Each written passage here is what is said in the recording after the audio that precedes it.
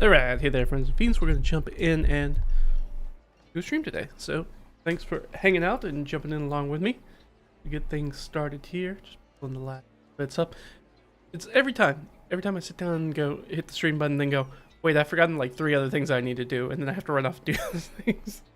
And I have made it back and we are ready to start. So today we're going to do basically an upgrade to some of my hex stocking stuff. If you've watched the channel for a while, you are going to be super familiar with the document that I'm about to pull up. If you're not, well, this is brand new to you and you won't be familiar with the old stuff. So get ready for the new stuff, or the original stuff as far as you're concerned. Let's go ahead and get things going. I'm going to listen to my own music today because it's kind of a working stream. And anytime I do a working stream, I kind of like to do that. Do this quick. There we go. That'll be helpful, guys. And yeah, so I'm gonna pull up some music. I'll show you guys what music I'm listening to in case you want to listen along. Don't have to. That's gonna be important, but just in case you. Yeah, I need that at the current time, please. This. Yeah. And while I'd love to share this music with you, the problem is that it will immediately get flagged for copyright. And I have a problem where playing music like you're hearing right now already gets flagged for copyright, even though it is... I have express permission from the owner to use this music, which is Tabletop. It is very background. It's for playing DnD and stuff like that. But I like to have different types of music usually. I am working on stuff. Let's go ahead and... There we go. So this is POV, you've entered a world you weren't supposed to know about. The Witch Hat Atelier playlist. So it's got a bunch of different stuff in it. It's fun, but yeah. For sure, some of this, yeah, the Howl's Moving Castle OST will for sure get flagged, as well as some other stuff. I've already been listening to it a little bit, but that's how it's gonna be. So I'm gonna go ahead and turn this off. I'm gonna play my other. So today we're gonna be looking at this guy again. A very, very familiar thing for everybody. If you have watched the channel before. If not, thanks for coming along. And let's check it out. So I've been doing this upgrade on medieval holdings and castles and stuff, which is number 2 in this list. Holdings and fortifications plus settlement and stuff. Still loud in my ear. Violins are going crazy.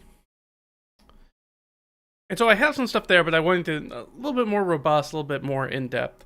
And so I've been toying around with it. I ran across a random YouTube video from somebody who does like illustrated works, whose name I am now blanking on. I bet I could look it up real quick because I hate to not give them credit for that. And I wasn't prepared because I wasn't thinking about it. Because I am thoughtless. No thoughts in here. It's all smooth-brained. Let's see. You can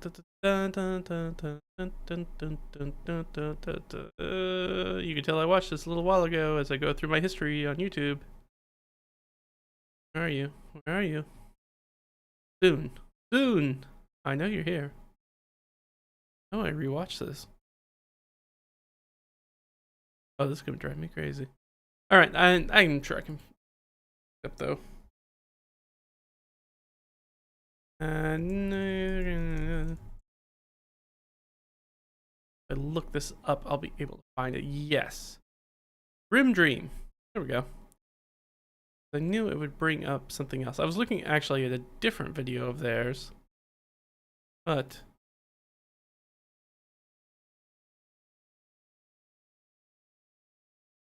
Come on. Copy. There we go.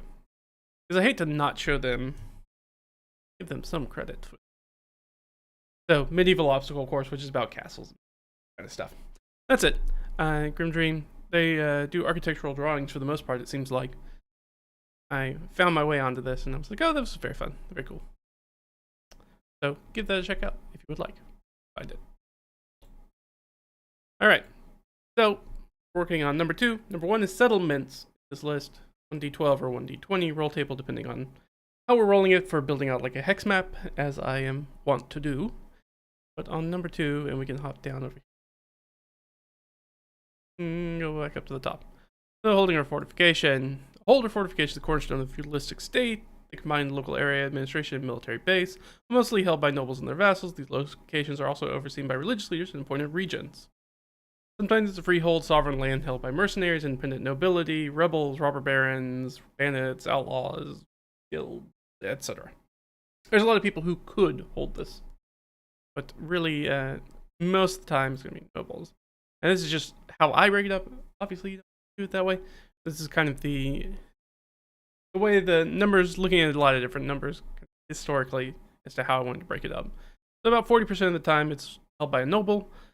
30% of the time it's held by the crown, so it's the king or somebody who's been appointed by the king to hold it, a regent of some type. 20% of the time it's a church official, like a bishop or somebody that's kind of their personal holdings, or it's the site they oversee, like it's the monastery lands or things like that. And about 10% of it is some sort of independent domain. So this is a person independent baron who owns this land, or they are like a satrap to a larger feudal lord, but not in that straightforward vassal liege lord relationship.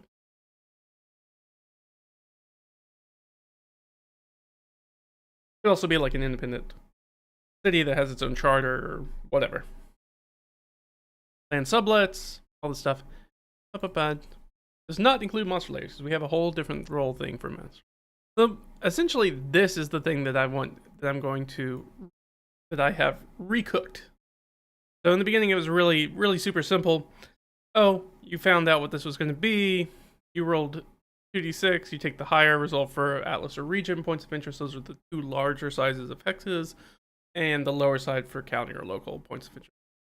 And that determined whether it was a manor house, or a keep at a bailey, and a keep and bailey that had a moat and a ditch, or a keep, an inner bailey, outer bailey, moat and ditch, and then all of that plus a gatehouse on the.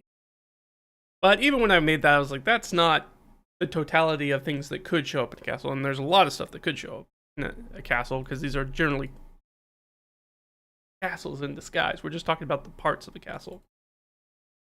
So I wanted to take that, and I'm building it out a little bit and changing some of the things. So one of the things that wasn't in here previously that I wanted to add on, and we're just going to start adding stuff in.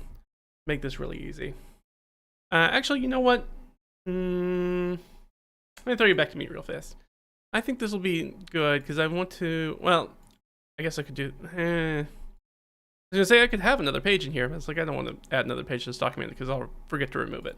So I'm just going to open a brand new blank document that'll be kind of our scratch pad and allow me to do some examples, because I think it'll be really nice, now I'm thinking about, to do an example of what it looks like now versus what it could look like in the future. And we'll go through the future stuff as we go. The new stuff, it's not future. Alright, so we'll have, this will be our holdings upgrade scratch pad. So that way, at least I don't know what the heck this is. So it's going to get auto-saved, and I'll have to remember to go in and delete it, which I don't always remember to do, unfortunately. I try to, but I'm not always very successful. Alright. Now this is going to be our upgrade. Now I'll throw you back over here. Now you can see what I see. Whole new world. I'll go ahead and make that title. Right. Okay, so let's do, I don't know, maybe we should do examples, because I think 2 will give us a good range. Maybe we'll do like a league example and a region example. So like the lowest level and then the next to highest level Atlas. Anytime we start moving into the Atlas side, which is the top layer, things start to get a little wobbly, because they need to be so significant and so important that sometimes they're not held by this together as well by this rigid structure. I think we can do a league. We'll have this be old. We'll have a county example, and then we'll have a new, and that'll be a league county example. And we're going to see very close changes real quick. We can just do the old examples real quick. That's super easy. Let's do that. All right, so under these old ones, all I got to do is, all right, we've got a 1d6, but technically we're going to roll 2d6. So if a league, will take the lower result, which is going to be 1, which is going to be a manor house. And for the county one, we'll take the higher result, which is a 6, which means we get the full meal deal. So if we look down here, that means that the one is going to be this manor house. And all right, that makes things easy. So under this, we would just put, oh, this has a manor house. I always put it together as one word. Technically, it's supposed to be 2 words. I like the way it looks. That's what the perfect. Now I guess we should figure out probably who technically should have done first. 1d10 and 1d10. A 6, which is 1, 2, 3, 4, 5, 6. All right, so one of those is going to be, the low one's going to be some sort of crown regent, and this one's going to be some form of infinite domain. Technically, I could also do the, which might be useful, honestly. Nope, not going to change it. Not at this point. I can always change it later if I need to. So we're going to have some sort of crown regent and then some sort of independent domain. Very fun. So for our crown regent, ooh, all the way down the bottom. And we need to roll in. Find out what their name is. Castellan. All right, so we're going to have a Castellan.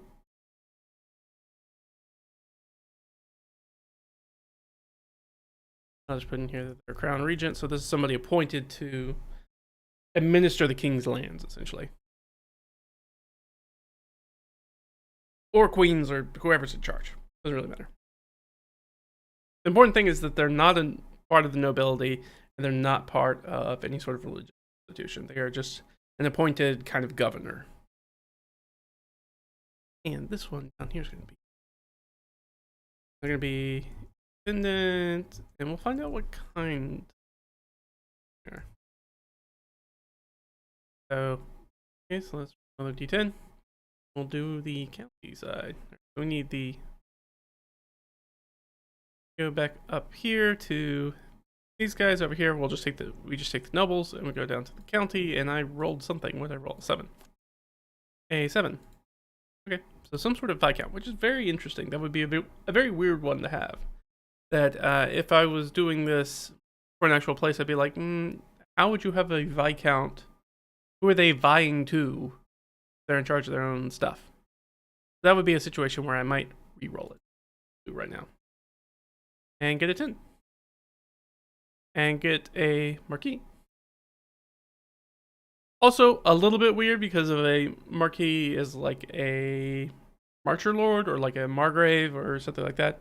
It's a little interesting because usually they're defined by being somebody who's on the border. So, a little interesting, but you can just have a marquisate. They can just be by themselves.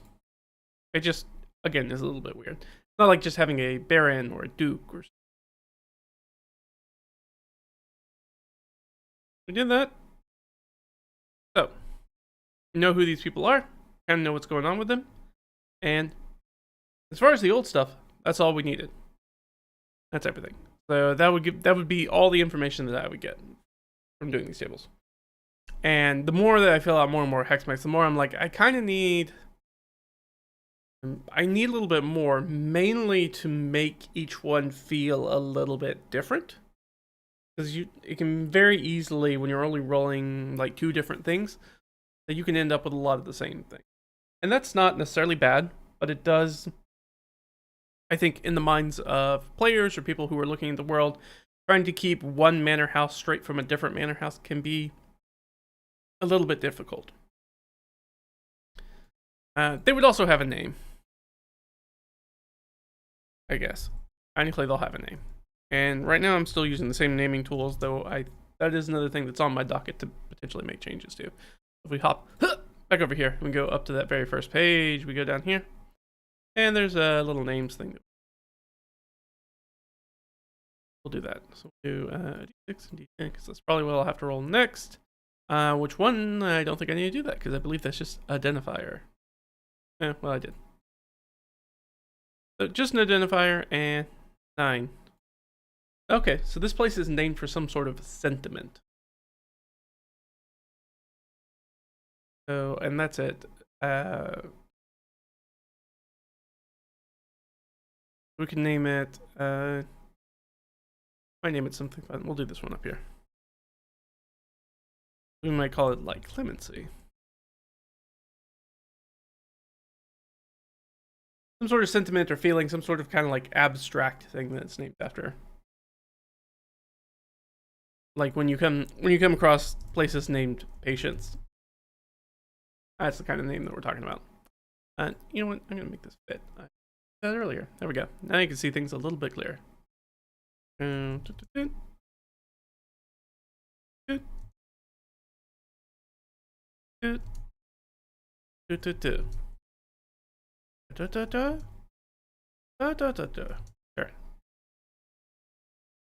This place's name is Patience. It's a manor house. So the name of the manor is Patience Manor. Helpful to have names for places. I find it helpful. And the other one, ooh, is a 6. So function, identifier, and feature. Alright, well, we know the function is that it's a hold or keep. Or we'll just call it a castle, because that's what it is. Alright. This could be some sort of castle. And that is its function. So we need an identifier and a feature. I roll on my d10. Identifier is a 3. A geographic feature. So we're going to have a feature. So it could depend on what I would choose, because I would always be doing this probably based off a map. So you would have to determine something about the geographic features of the area. Those are an important river that's nearby, or a forest, or a type of tree. Well, a type of tree would be prolific flora. But a cliff, or a canyon, or dell, or something like that. So let's say...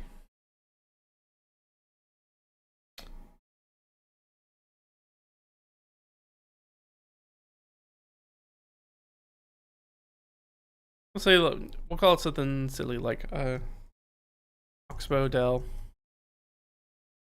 Castle. Very simple, very classic, very clean. It may not seem like a super fancy name.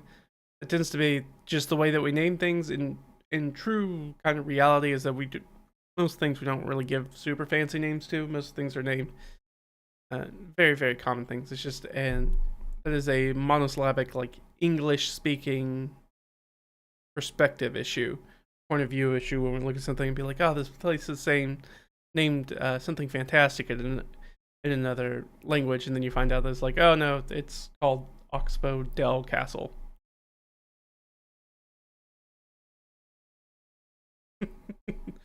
It's usually something very, very simple. We are not, when it comes to naming places and people, we're not, places in particular, we're not super imaginative.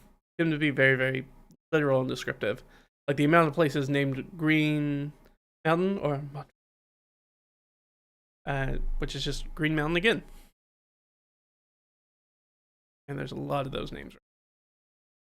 Alright, but that would be everything that would show up here. The only other thing that's in here is that there would be technically a settlement attached to it. So, a settlement. For this, it would be basically a steading. Population, and this is going to be a county, so I always have to do this in my head. Okay, so it goes.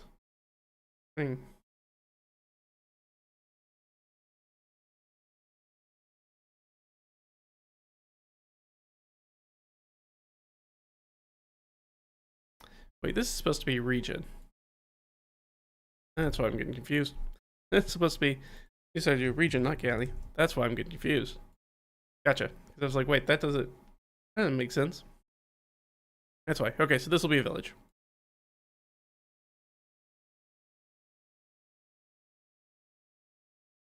And so studying is just anything up to about 50 people in it, so there's not a lot of people here. So I'll just cut that by 50 to 38, which I'll round up to 40. And hold on, I'll do that separate. So this studying's got about 40 people in it. That's in addition to the people who live in the castle. And this place is going to be a village, which means it has up to 1,000 people. So 755.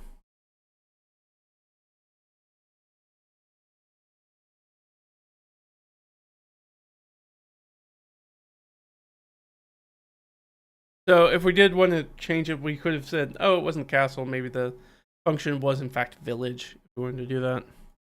Or town. And town. I think I'm going to talk about things like towns very soon. Because there's a very weird distinction that sometimes we have with fantasy role-playing games about what is and is not a town. Oftentimes I'll see when people do it, break it down, they're like, oh, this is village, and then there's towns, and then there's cities. And I was like, But traditionally, town is not a size category, population category of a settlement. A town is very specific things. It means that they have the charter to be able to hold a market. That is generally what towns are, at least in the like Anglo tradition. So small places could be towns, but also really large places could be towns. So it's not really dependent on their population size. It's just whether they do or do not have the charter to hold a market. All right, so that tells us now for the third time, and I'm going to say it, that should be everything. That for sure should be everything. That should be everything. Okay, yes, that is everything. Great. So now we'll do the new stuff. So the new stuff is things I wanted to add in first. So, and this is stuff that I've started to add in some of the other ones. Yeah, see, I've got age here. We're going to do this. We're going to add age here. You know what? I could drop that in. Yeah. Yeah, let's go ahead and do this way. Go ahead and add these in that way, because I like these. So, we've got age. Theme, which is not a thing that I had, but theme would be something that I would generally add onto it, even though it's not in there. And then I also want to add...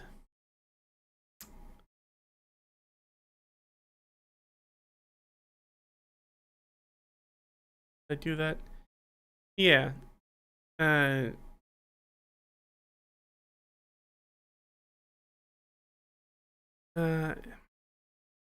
I put that before age? Maybe I should put that before age.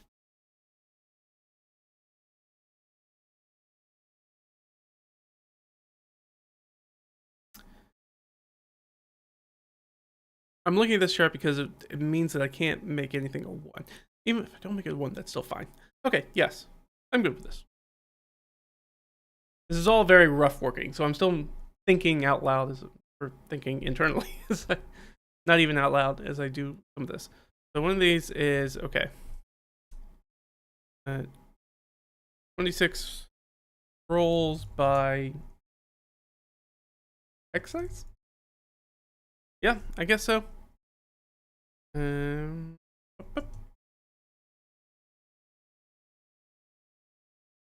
to be important because it's going to be league.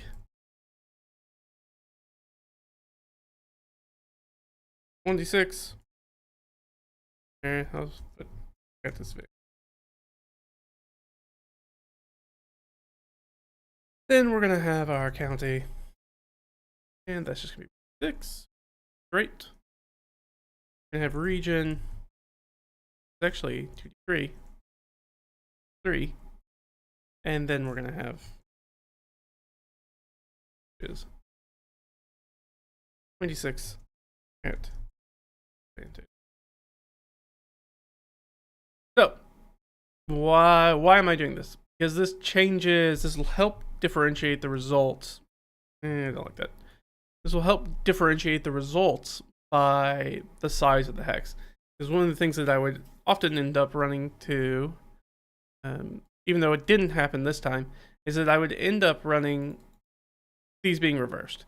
So I would end up with this keep and inner bailey and outer bailey and moat and ditch and gatehouse, like this full-blown castle for this tiny league residence, and then for this larger, more significant or important region holding, I might end up with just a manor house. and it was kind of scattershot all over the place. So I was like, the broadness of everything being weighted equally wasn't quite working how I wanted it to. Or in a way that made a lot of sense in my mind, where things were kind of all over the place because it wasn't designed. So I made some changes to change that. So one of the first things I did is that I made that change. That change will dictate how we roll on all the rest of the stuff. So that is the first thing that we can add down here. So for the league, rolls 26 at advantage. And at the region, we roll 2d3. Now this does something very weird because at the region it means that I can't ever have 1 as a result. That's not important most of the time. Or not important enough that not worth noting, really. Once we get down to it. You'll see what I mean when I get there in a second. Because in the things that would, which is the one that I was looking at just recently, which is age, which is the first thing we're going to talk about. It would mean that I couldn't roll a 1 on age, but if I roll a 2 or 3, it's still a recent control, which will work for us. That first one's going to be in, you know what, I went on above it, maybe even up here.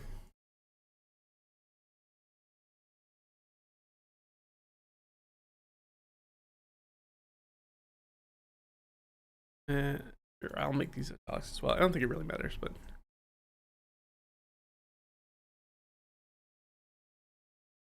so the rules by hex size. The first thing that's going to impact is our age. So age, and I talked about this before, but age, essentially the way that I break it down is that recent means that it was built, or at least completed, in a time in which most of the people alive remember that event happening. If it's old, it means that the only people who are like first primary sources of information are people who saw or experienced that thing are generally the oldest people around the area. That gets a little wonky when you're playing with fantasy races, and if there are elves in the region, that can mean that this thing could be hundreds of years old. And that's, in my mind, that's okay. I think that's fine. But you might want to adjust that if you're doing that. If you're like, by old, I didn't mean that. But if it's an area that just has humans, recents could mean, you know, a couple of decades at the most. And old probably means maybe only like 4 decades. As opposed to hundreds of years. And ancient means that there's basically nobody alive who remembers this thing happening. So if you come across something that a true place that's ancient, so this way, when we're looking at these small castles or minor holdings, most of them are going to be built 1d6 at disadvantage. Most of them are going to end up being recent constructions, or relatively recent constructions, with maybe a few old ones, but very unlikely that I'm going to roll an ancient, because that requires me to roll 2 6s on 2d6, which is a pretty small percentage of the chance. So it's likelihood that most of them are going to end up being recent. But once we get to like those atlas sizes where we're rolling 1d6 at advantage, we're actually much more likely to find something that will be ancient and fewer things that are going to be recent. Though still plenty that will be 2d6, because I can still roll 1, 2, or 3. It's still 50% on both those sides. And that's 50 of 50, so you know there's about a 25% chance that it'll be recent. So then much more that's going to end up in the old area, and then significantly ancient side. So that is why it's set up that way. And of course, if you guys have any questions and you're watching this live, feel free to put them into the chat and I will address them. Or if you're watching this after the fact, hey, thanks for checking the video out. You can address them in the comments too. I try to take care of the comments, try to keep an eye on them. Check in and answer any questions if you guys have that. Or if it's an in-depth question or something you want me to deal with more succinctly or more in-depth, there may be a video in which I talk about it already. If not, then I'll make one. Seems like people are interested. Alright, so that's it. Sorry, I have a totally other separate piece that we're working off of. Another notepad off to the side that I'm transcribing this stuff over as we do it in a clean way. Alright. What's going to be the easiest way? I think the easiest way to do this is going to be...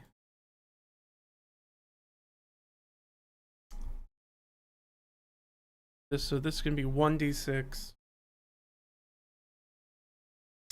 Dang, I'm not even sure what to call this. It's going to be a table. So it'll have to be 1d6.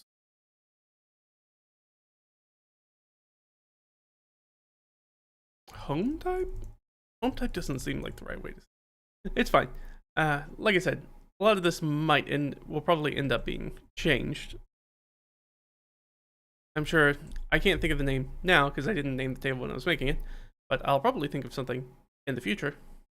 We're going to insert a table, and we need it to be 1, 2, 4 across and 4 down, I think.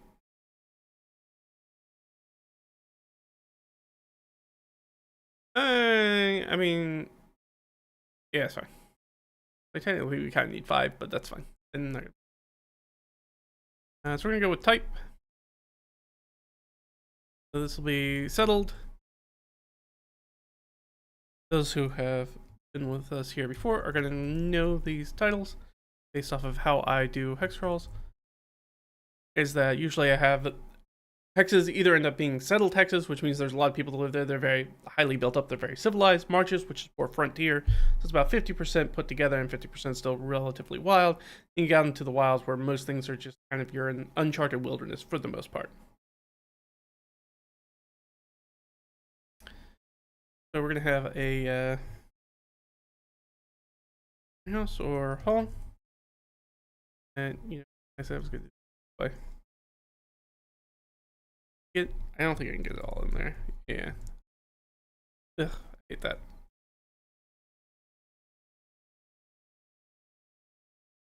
Essentially a great hall. Keeping palace, and these are basically 3 different, very common types of structure. And I guess we could call this... I don't know if I'll have enough for all of this. Yeah, I'm not. Enough if I... No. So I'm going to leave...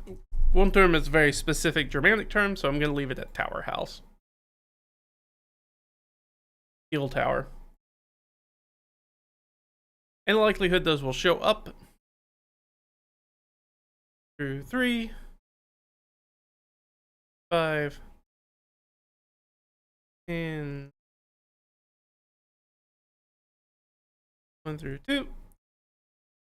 This is very similar to how I do the point of interest stalking. I can show you here in just a second, which is essentially almost the exact same table. Actually, it may in fact be the exact same table.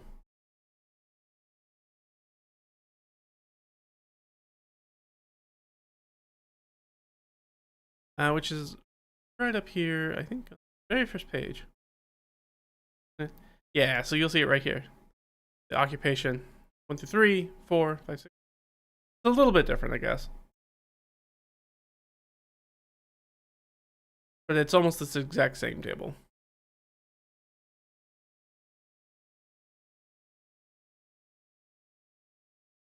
Yeah, I think this one's a little bit different because there's more natural stuff in the middle. Bowed out a little bit more.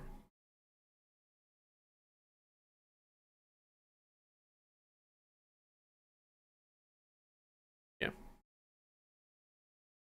So these tell us the different types of homes. So they're kind of the fundamental 3 different ways that castles or fortified holdings are kind of built. Either manor house or hall, which is kind of a place that sits up by itself, probably has some sort of rudimentary fence around it. But that's primarily to keep animals in rather than to keep attackers out. So they tend to show up mostly in these highly settled areas where, maybe there's not so much danger of being attacked all the time. And then everything across the marches is going to be very equally built.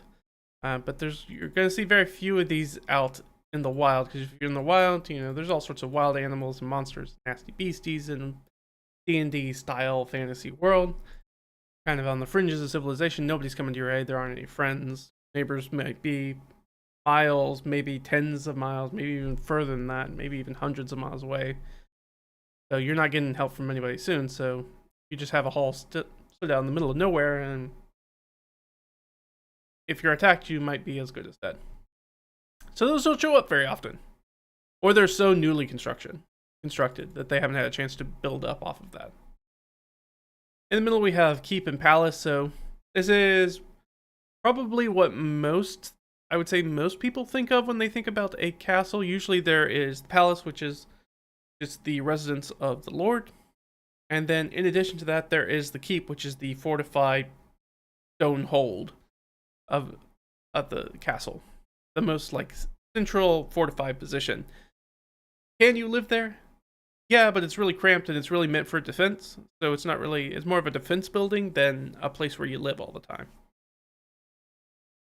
It's not nice to live in there.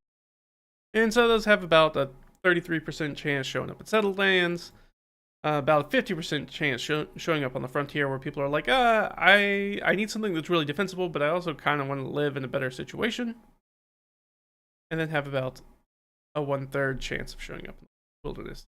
Then you have the tower house, or the worm term, which is the other term for it, very Germanic, which is like, what if you took a tower and you set a literal house on top of it? I can just show you a picture of it, because that is essentially what so many of them look like. Where's a good one? Yeah, like here's a good one. Like, hey, there's a tower, and then we built a house on top of the tower. A lot of them have a tendency to look like that. They are the tower houses. They are the ones that are like, nope, you live in this heavily fortified thing. But you also want it to be more comfortable. So, yeah, again, you essentially build a house on top of a tower. So you can have the best of both worlds.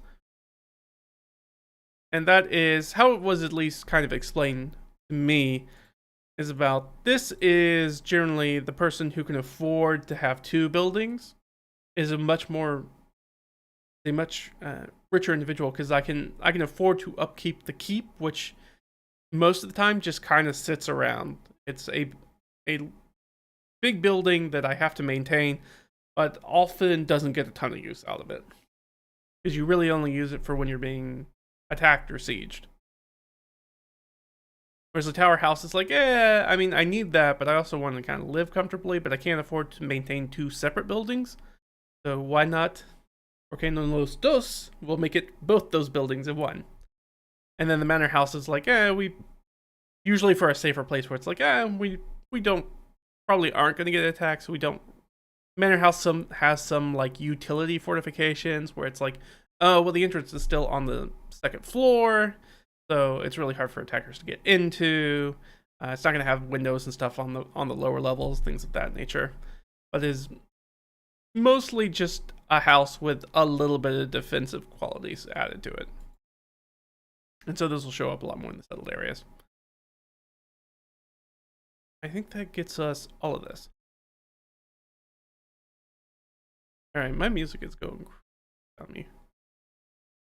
What is this thing too?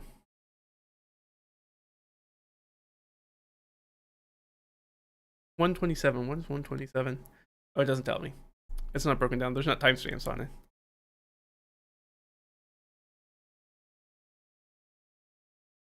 I'm getting pretty close to the end though. What is 30 minutes? This has to be arabesque. It has to be, because that's what it sounds like. Definitely got a sort of Arabia, Middle Eastern kind of flair to it. Just some bombastic horns I did that.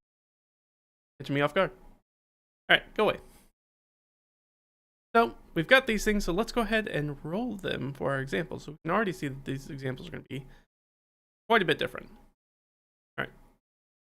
So, we've got 1d6 at disadvantage. So it's going to be 1. It's going to be a recent construction. And then this next one, remember, is 2d3. So I'm going to go 1, 2, 2, 1, 2, 3, 4, 5, 6. There are 3s. All right, 2 and 2, so 4, which is perfectly average. All right. So we're going to have a recent and then a old construction. It's going to be recent. And the region's also going to have an older building, which is exactly what I was trying to model. I want this to show up more regularly, like this. And then for what type of things? So right now we did not determine, because previously, the way this was done, it did not depend whether it was in a settled land or in a frontier or marches land, or if it was in the wilderness. Now it will depend on that. So I'm going to do just a very straightforward 1 through 3, determine that, because we don't have the map. The map would dictate this usually as to where it was, what kind of hex it was in. If I don't have that, we're just going to do a straight 1d6 roll. It'll be 1, 2, 3 is going to be settled. 4 and 5 is going to be marches, and then 6 will be wild, because it's less likely these places will be wilds. Boom and boom. All right, so this is going to be in the wild. It's going to be ice or something.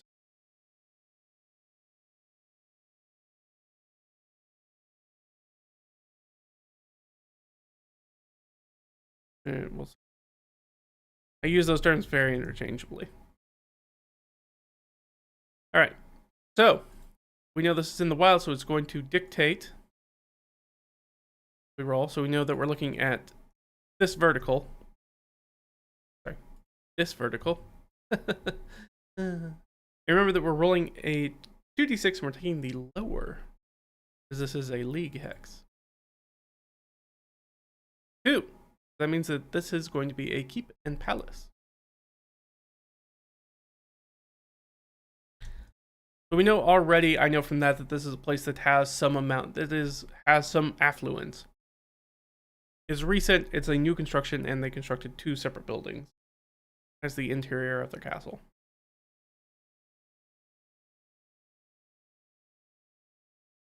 And in the settled area, we're going to roll that 2d3. We're going to be chart. So, does do something a little bit weird, because it's less likely that we're going to get a 1. But it does mean that most of the time, because of how things end up with 2d3, is that our average there is going to be 3.5, so between 3 and 4. So most of the time we should end up with one of these two anyways. It's unlikely that we're going to end up with the tower house.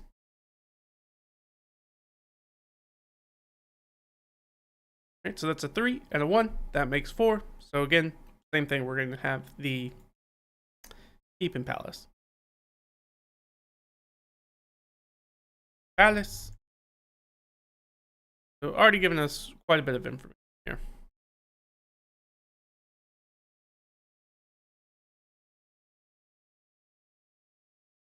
Before we go on to go to the next aspect, which is going to be the brunt of what we're looking at, let's go ahead and do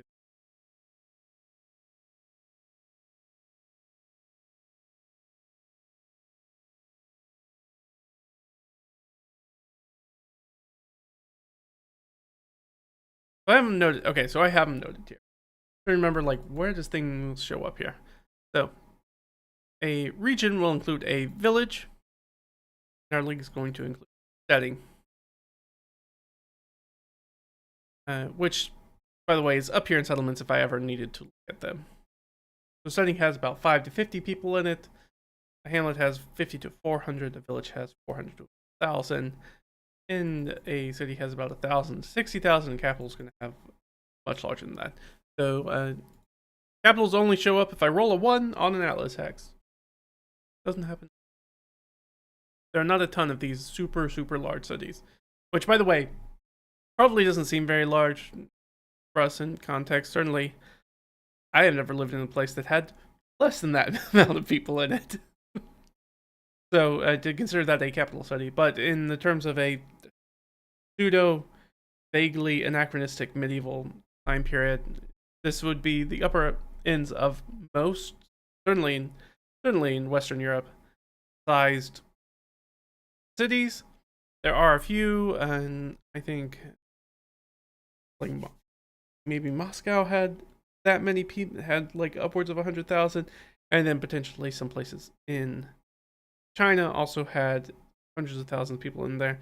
Though I'm always use a liberal amount of salt when it comes to numbers of things that are said in Chinese histories, because they seem so wildly off base that a lot of the people who are making those histories are, the story might be a little bit more important than the factual accounts. It's very Herodotus kind of situation, to draw a somewhat Greek parallel, where the story is a little bit more important than the actual fact. So we're going to have a hamlet, and then we're going to have a village, because we do one lower than this, because if it was showed up on its own. Nope. So we have up to 50 people that can live here. 15, because we're going to take that 50 away. So 15. So not very many people.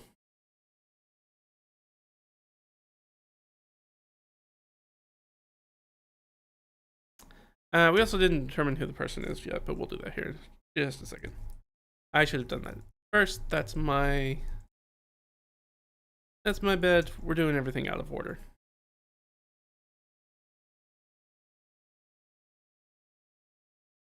Population of that setting is 15, so it's already a smaller setting. Not a lot of people here, so it's super rough frontier area. It's a little interesting that they've built this big keep palace. Why? I don't know. These are the sort of things when I have to ask questions about, like, I wonder why that is. That's the stuff that prompts me when I'm writing information about the location and be like, oh, now I can fill in those blanks. Like, why would somebody have this opulence? Is this like a new money thing? Is this a show a source of splendor against the people who are also maybe on the borderlands there? To show, to kind of like make them a bit awestruck by everything, maybe. I can fill in those blanks. I like having those questions. Anything that leaves me with a question is something that I get to fill in. Help differentiate this place. And the village can have up to 590.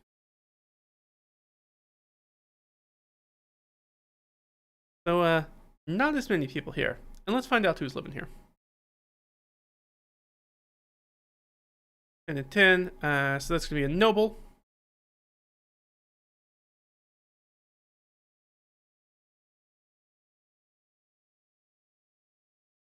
I went right past it. And what did I roll? 7? Noble, 7. So this is just a knight that lives here. Makes sense. They have such a small sort of person. Oh, noble. Do it this way. Knight. Noble. So that tells me that this person is probably, this knight is a vassal of some other lord that's probably in the area. Probably whoever's up at the next level, county or region. Definitely not this person, because these people are nowhere close to each other, because one of these people is living out in the wilds and one of these people is in a settled area. Boop, boop. And let's find out for our other 3 and 3. All right, so another noble. And we're at the region level. A marquis. A marquis again. Again, a little weird that they're in the settled area, but you know, typically noble titles will be inherited, and their lands can be in honestly different areas. That might be their total title, but that might not be, this might not be the only land holding they have. So they might actually have a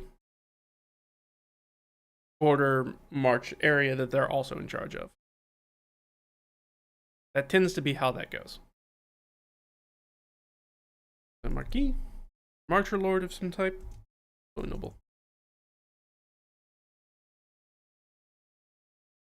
Which is super useful if you're thinking about like building things out. Remembering that, like, if you ever pay attention to the royal family, like as in the English royal family, you'll notice that oftentimes those guys have a bunch of different titles. They're like dukes and counts and all sorts of stuff. That's because one of the things that you would do as the king or whoever, emperor, empress, whoever, to ensure that none of the nobles get too powerful, you would put their holdings in different parts of the kingdom, or whatever. You would put them in different areas so that way they could never, that none of their strength was centralized. It was all dispersed all over the place. So if you had a baron who decided that maybe they wanted to do, I don't know, a little bit of a coup, well, they're probably going to base it out of wherever they're strongest, which means that you have the ability to cut them off from their other estates, essentially, and they won't be able to bring those to bear against you. So you kind of disperse everybody so they can't all be used together. They can't gather power against you. Excellent. Okay. I guess that leaves us with the imperial holding itself. I suppose we'll put... In fact, I kind of want to put all that stuff behind this. Kind of this. Yeah, I think that's okay. I might change my mind about this later. So that all that stuff's kind of under the same place here. Go away.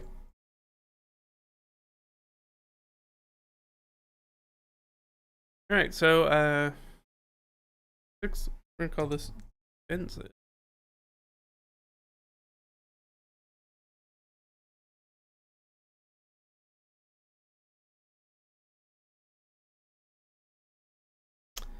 Alright. There's a bunch of stuff that's gonna be going on here. So, it might just be natural do them by the top level because there's gonna be stuff under most of these. Natural defenses, Bailey.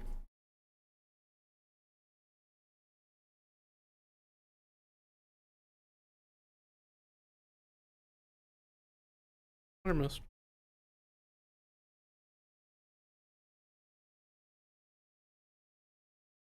greenhouse towers,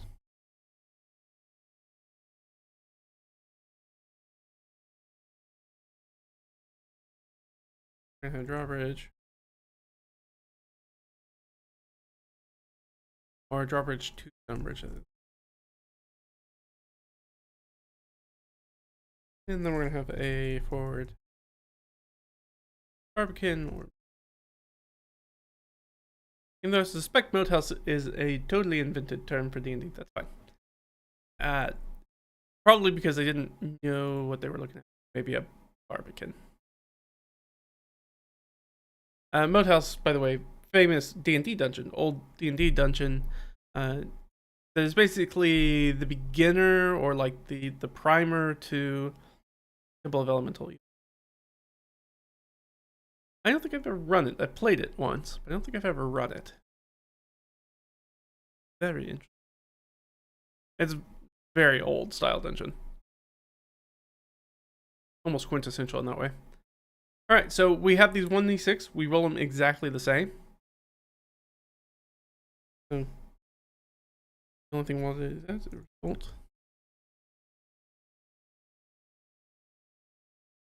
It kind of contains, because I think that was how I was doing. Contains everything up to rolled result. Hopefully that makes sense to you. It makes sense to me. Oh my gosh. Oh. There we go. Roll I, not shift I. Basically, we're going to roll, and then say if I roll a 4, that means that we're going to have natural defenses, Bailey, outermost, gatehouse, and towers. Everything up to there is what we get. But same thing, so with our league hex, we're going to roll with disadvantage. Roll d6 at disadvantage. We're going to get a 2.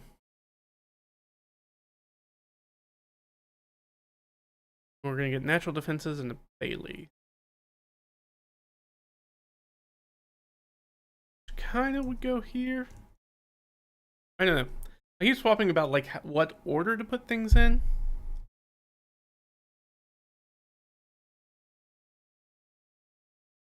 And then we'll go ahead and remember this is a 2d3 roll. Alright, so 3 plus 1. Hey, what do you know? That's 4, right next to even, as we thought it would be. So, everything up to towers. And honestly, we could just house, I think.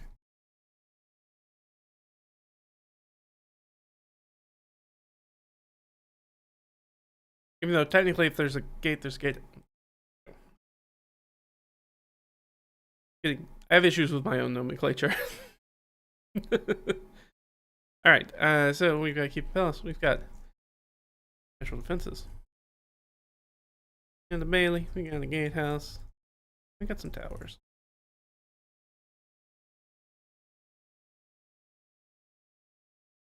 Alright, so the easiest way to begin is let's start with stuff that will go under natural defenses.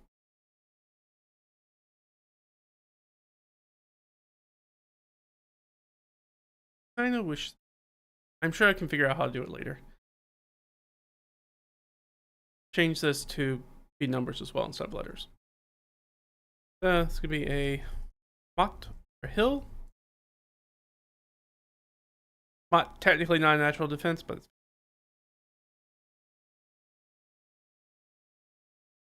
cliffs or earthworks. Some sort of water. In this case, it's going to be a. I'll do it in order. River.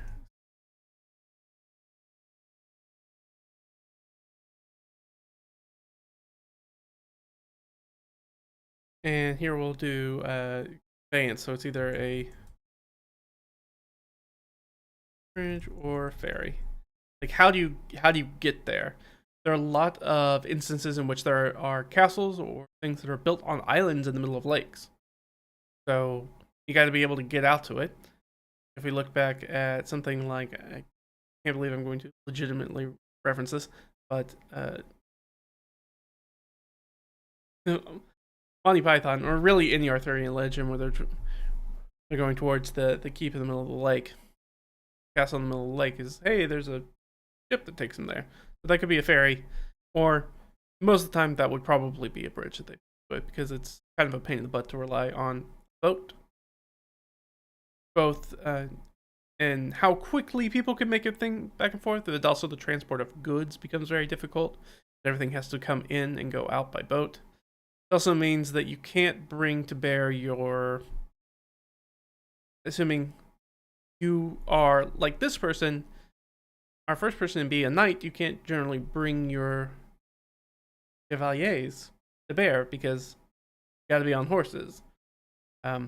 Horses, additionally, don't deal with boats very well. So you're gonna want a bridge so they can go across. So you can also have a ditch, which I generally filled with like Tridus. I should put this in also enough. Caltrops, Tridus, bridge, etc. We very often empty the latrines into it. So it's not a place you really want to go through if you don't really have to. Just because the likelihood it'll make you sick is pretty. And over here we have, it might be partial around the gate. So sometimes we think about moats. Moats don't necessarily, or ditches don't necessarily have to go all the way around the place. Sometimes it's just partially.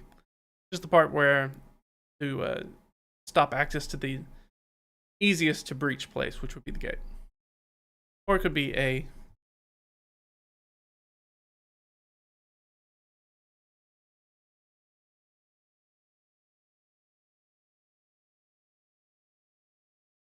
and after that we have partial moat.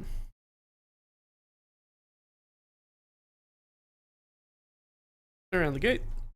Again, it's going to have all the same stuff, so it's likely to have water. Same sort of sewage situation. And then you might have a full moat.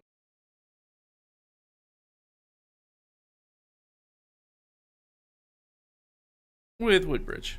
I'll go ahead and spell it.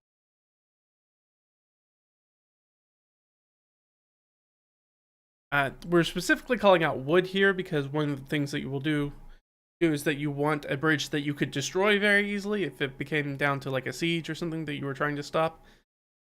You take care of the bridge. One of those anachronisms that I think about, like Helm's Deep. It's Helm's Deep that I'm thinking of.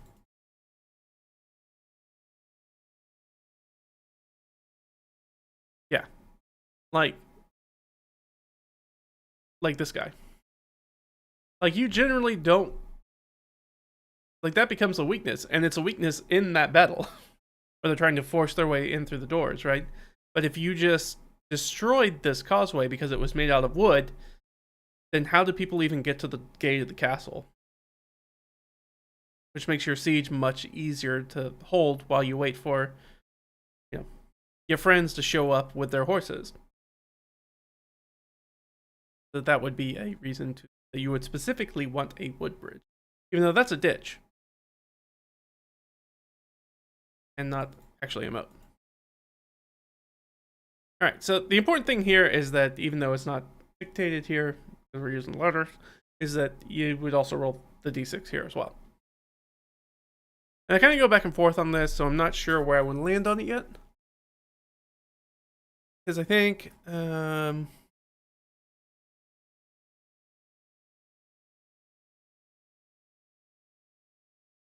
I don't know. Now, some of these would be dictated very by the map themselves. Like, hey, if there are cliffs can kind of happen anywhere, but whether there is water will depend on the location. Yeah, you might not have sea or wetlands around you or that kind of stuff. But in this context, when we're building just things out of thin air and we're not doing it based off of an existing map, work really well.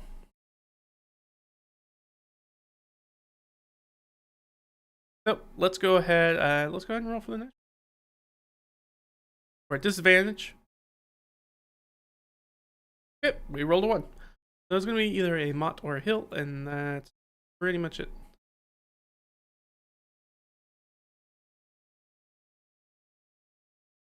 I think this is in the wilderness, which means that you probably have a pretty good choice of locations of where you can build this thing, so I think it's probably a natural hill.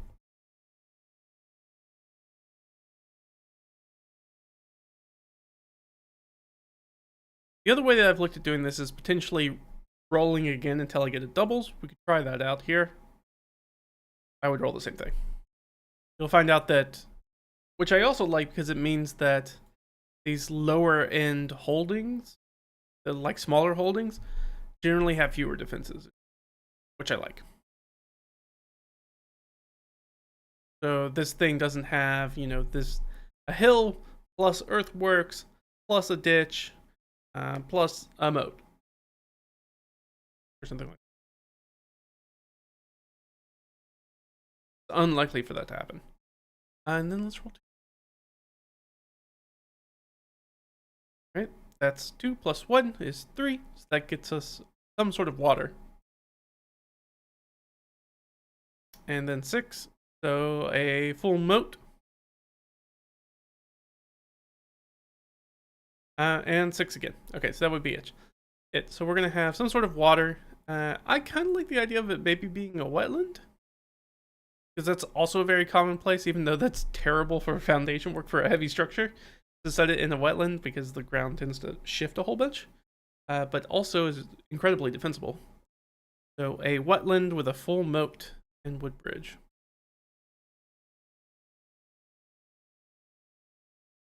You can already see that, like, this is already a much more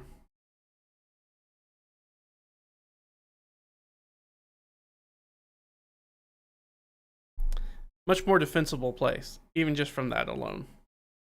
More than just like, it's just a place to sit on the hill. Now we can move on to the Baileys. This done. Okay. Baileys. So the Baileys are going to have stuff within them as well. It's going to be 1 through 3. It's going to be Bailey. That might seem weird, but that'll make sense right here, because otherwise you're going to have inner and outer bailey. And if you roll a 6, you're going to end up with a inner, middle, and outer bailey. Sometimes called a lower, middle, or upper castle. I just like the term bailey. And there's more to come, but let's start with there. So again, same thing. We're going to roll 1d6 with disadvantage, and then we're going to roll 2d3.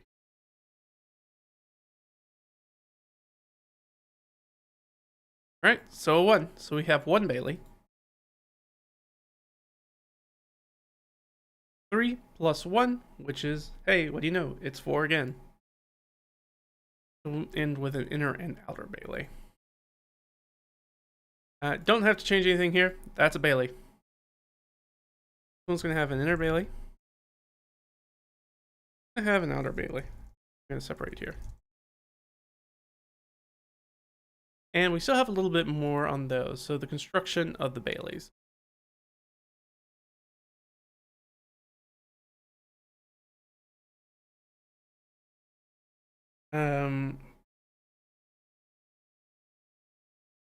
So basically it's like roll 26 bailey construction.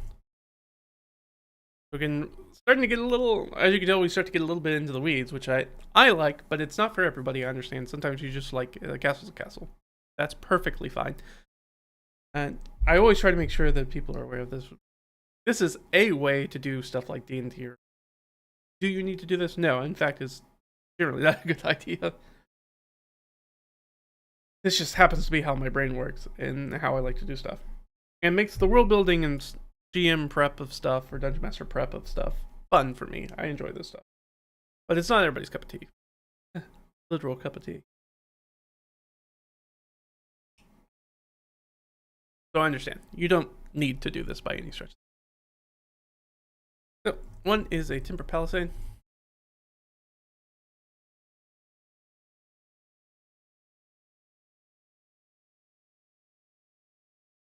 Plus crenellated. Hoardings.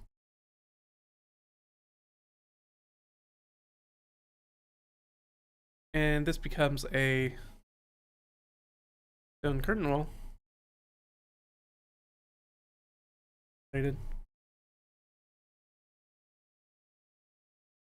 Plus hoardings. Plus, I always misspell this, so I'm going to look at it. Like I said, we're going to get into, you may not be familiar with this word. Or this word, actually. Or even this word. Heck, you might not even be familiar with it. That's okay. You might not even be familiar. You know a bailey? I know a bailey. So, this is what we're going to do. Let's roll, and then I'll explain this stuff. So, same thing here. We're going to do disadvantage. And got a 5. Wow, that's really great for us. So that means this bailey's going to have stone curtained walls. They're crenellated. They're not crenellated. They're going to have hoardings. This one is a place where this is going to jump up a lot. Stone walls. Get stone wall. Hoardings. And because we have 2 baileys down here, we're going to roll twice for our 2d3. And 1 for each. Usually what I do is I roll them and then decide where to place them. Because otherwise you might get something that is a little bit weird. Generally the inside is going to be more secure than the outside, but there are times where it makes sense for the outer walls to be more fortified than the inner walls. Those are pretty rare circumstances. Alright, so that would be a 3 plus 2, so a 5. So exactly what we just had. And then 2 plus 1 and a 3, which is going to be a timber. Alright, so we're going to do, that's how I would split it up, is I usually put the timber on the outside and the strong stuff on the inside. Build from the inside out is usually the way that I do it. But you could come up with a reason for why, like if the castle was made later, like it used to be just a big burg or something like that, like a fortified town, and then somebody built a castle within that town. You could make an example as to why you might do it the other way. This is going to be a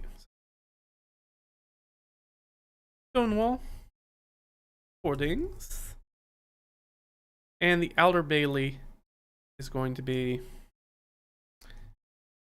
for palisade.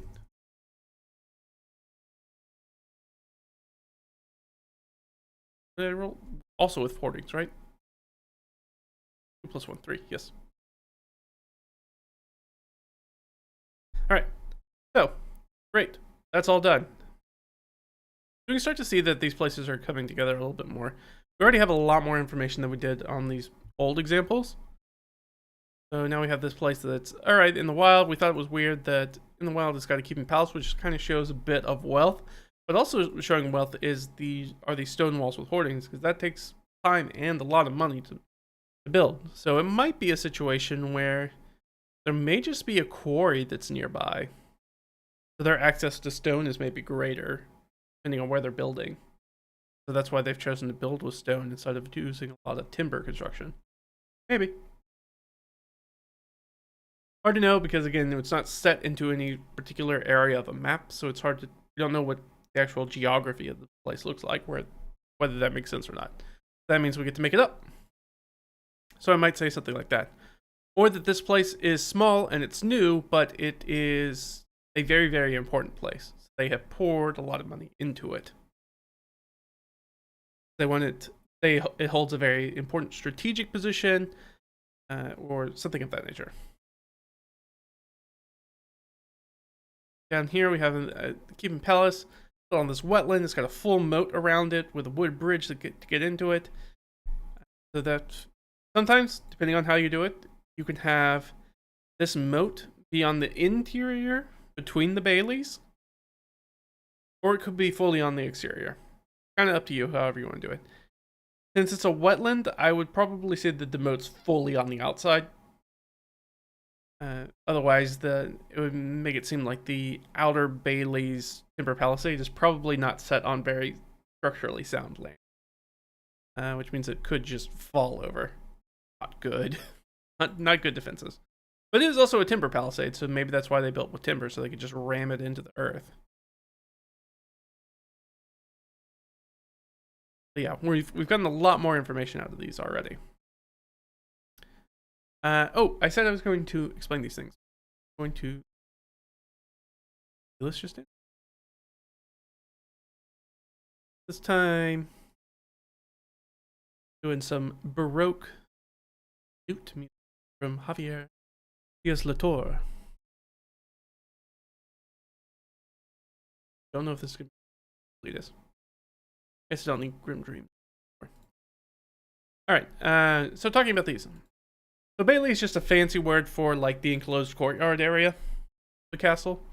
So that place where there's walls and then whatever's inside the wall is the bailey part.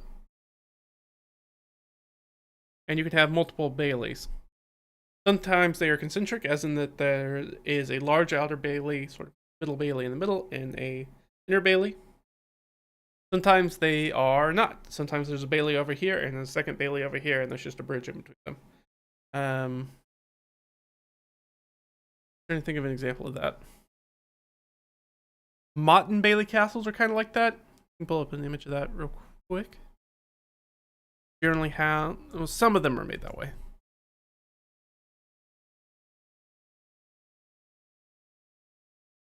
Like, so this would be one where you it's kind of on the interior, kind of not. Okay, there's a good example of it being separate. The bailey is separate from kind of the tiny baby inner bailey on top of the motte. The motte is just the fancy word for this big hill. It's a man-made hill pile. That's another good one. Even though this technically up here around the keep is.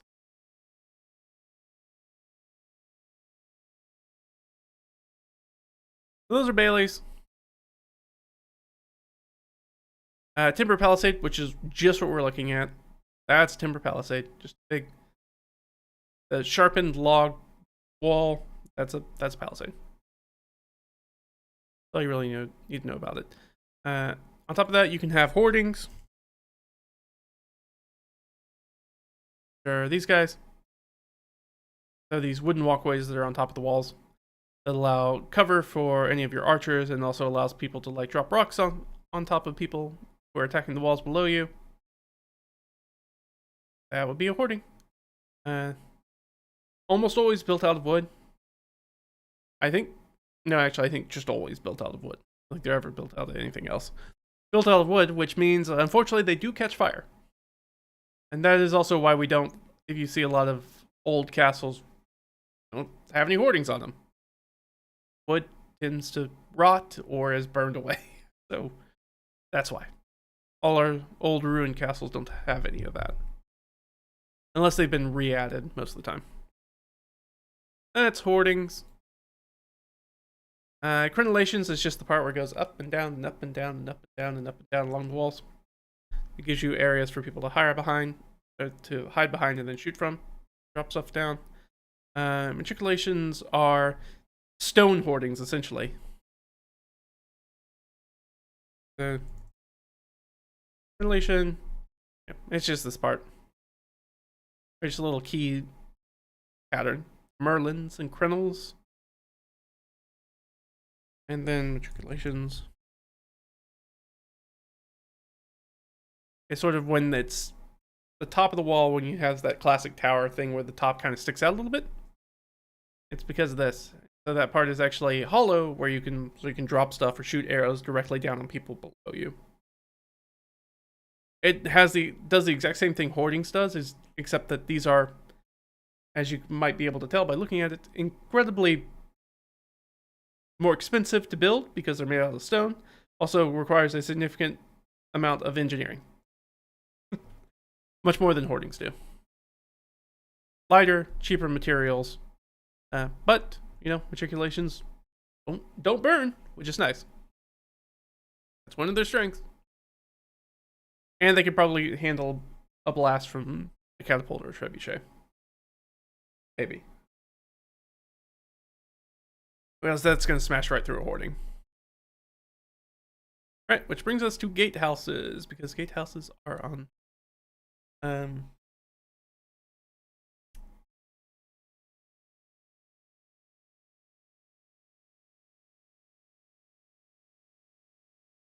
yeah, really the only thing that's important to know about here is like whether it's going to be a wood portcullis or an iron portcullis, which is just a different level of defense. Iron portcullis pretty hard to get through. Wood portcullis also hard to get through, but a little bit easier. Also, you could burn it. More of this. This is usually this is like a. I'm usually rolling this on D4, so it's like be more like 1 through 4, and then 5 through 6.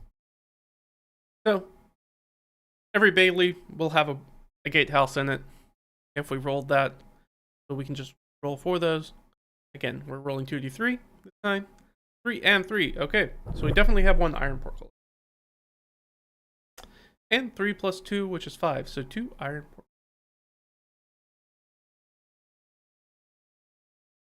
And generally at this point, I just drop the gatehouses in under the Baileys, because that's when I'm looking at all this stuff at the same time.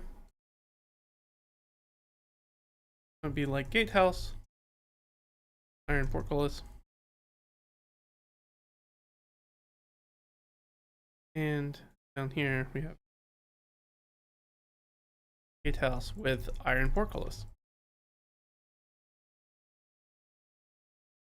In case, I never know, all this stuff's so familiar to me, I don't even think about it that much. But that's the portcullis, by the way. Like that thing. So, sometimes they're iron. That appears to be an iron one, I think. Sometimes they are wood. There's a wood one, technically. But sometimes you have the same thing, I think this. No, that one's iron.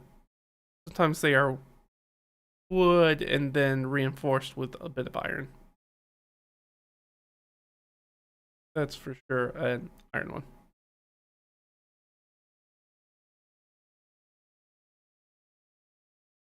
They kind of have everything. These are things that make it really, really hard to break down. Technically, a gatehouse usually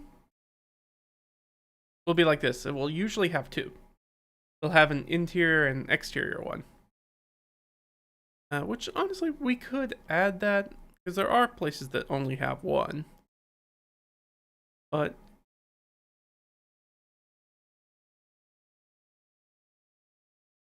because really what this thing does is that you can't really tell. Yeah, I mean, let me a full gatehouse. Example, it kind of shows the interior. Not gonna get a lot of that. The gatehouse is usually like the super fortified. It in some places is the most fortified point of an entire castle.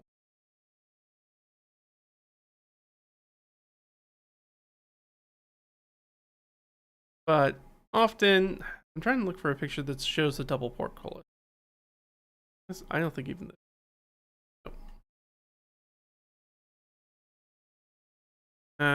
this one shows one with a drawbridge. So essentially, it creates a long corridor is really the important thing. And so usually you have something that stops entrance. That's the front, like people trying to bash their way in. People trying to bash their way in, and then once they get through that inside, they get into a secondary perspective, and this long area on top. They have murder holes, so there are holes in the floor where you could drop stuff down on those people while they're trying to break down the other door. Or you leave the first one open, get a whole bunch of people in, and then try to drop the second one behind them. But portcullises are usually pretty heavy, so it's unlikely that people are going to catch it and be able to keep the other one up. But questionable if it's worth it trying to get people into that trap, or just to force them to try to break through too. I would assume it's probably better to force them to break through too. I would assume.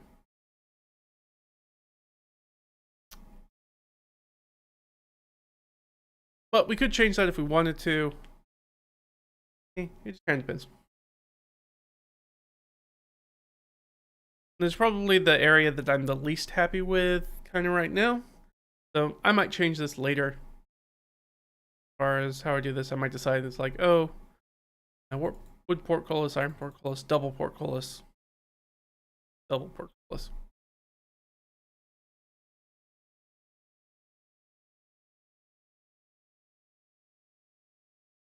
But we'll leave it how it is for right now. I'm going to. Which gives us all of the Baileys.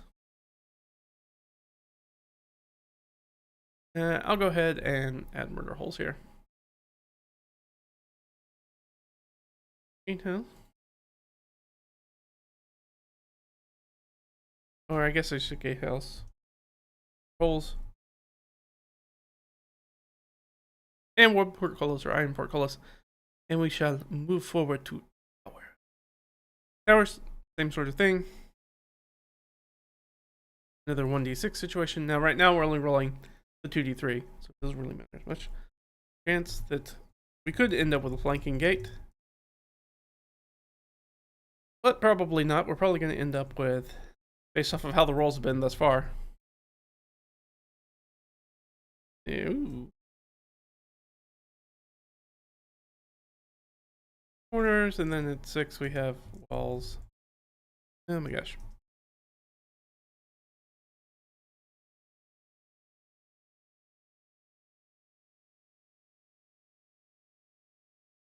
So we only have the 2d3, so let's roll the 2d3.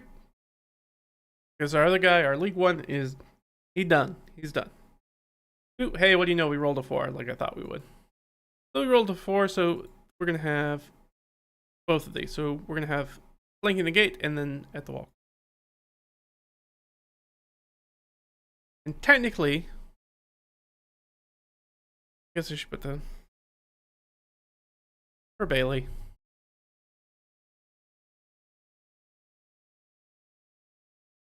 Same thing, that we do these per bailey because each bailey should have its own towers.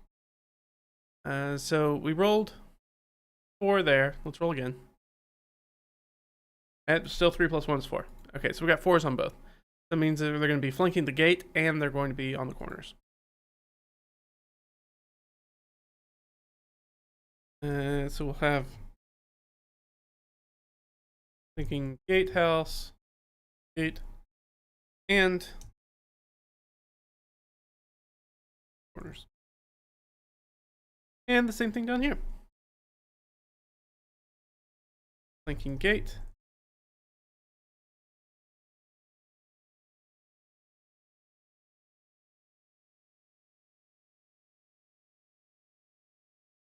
Bada bing. Boom. So, for examples, that's everything done. But there's still 2 more things that we did not get. So we need to add those as well. So we have our drawbridge to stone bridge, and there's really nothing to add there. Essentially, it would be like, hey, if you're getting that far up, the likelihood that you have some sort of ditch or moat or cliff or something that doesn't allow somebody to make a straight approach to it, or as part of the gatehouse, you have created a ditch, and you replace basically the wooden bridge up to the gate with a partial stone bridge, and then the drawbridge comes down to the other half of it. You have this forward barbican or moat house. And that could be a single. I'd probably say 1 through 4. 5 through 6. Gonna be a double drawbridge.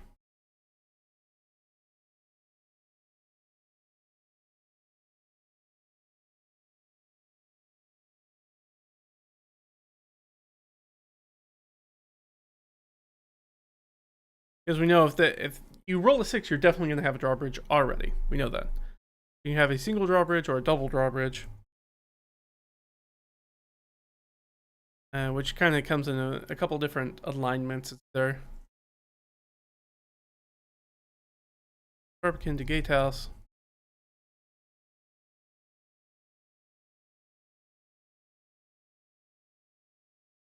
Or it's basically shore to Barbican island to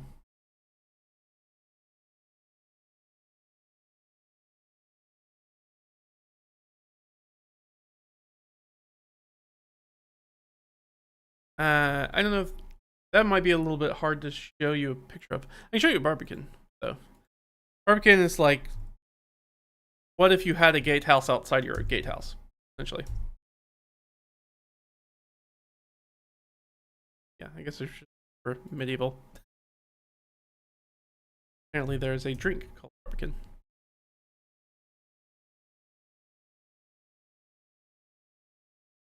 So it's like, we talked about how there is a bridge and you take the bridge up to the gatehouse. It's like, what if you put a gatehouse on the other side of the bridge? That's kind of the Barbican. It's like your forward aspect gatehouse.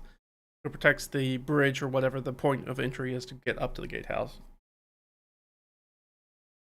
So it's an even more forward one. I was going to see if there was one, because I know that there are some.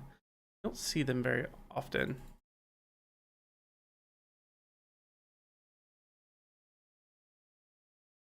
I think I can find the part. Okay.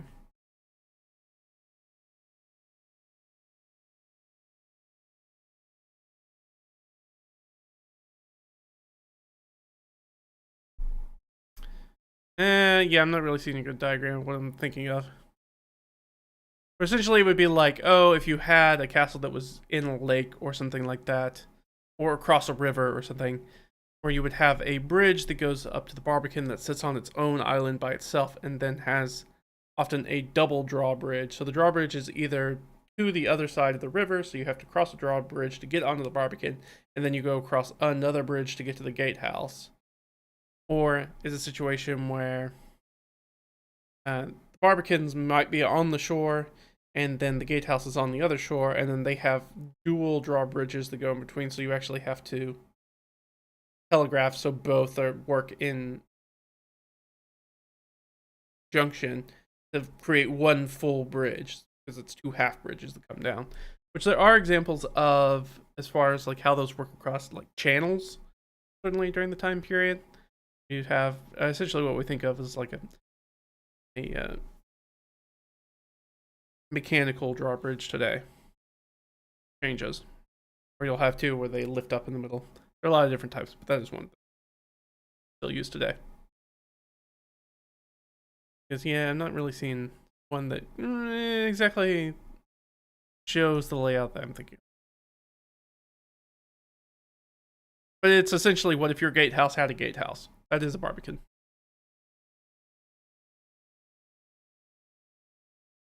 So we have all this information that got us through everything we need there.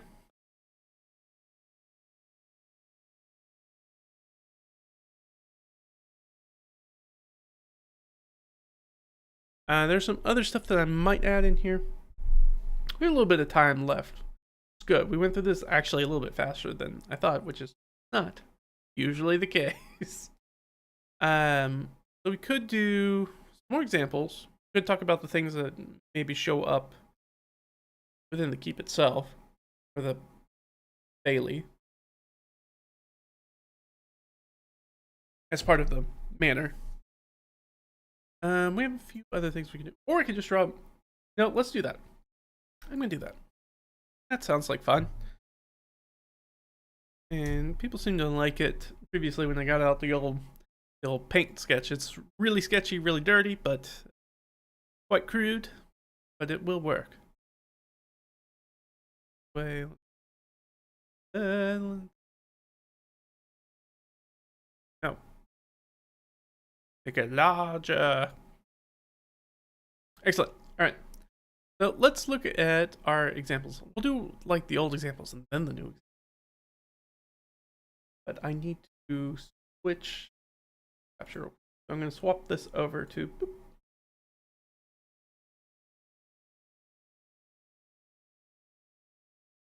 Yeah, that's the size of this.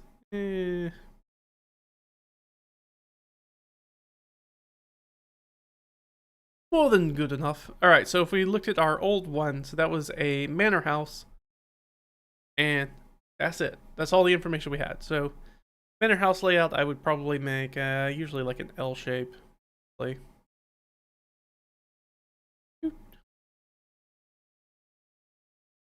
Art skills, thank you.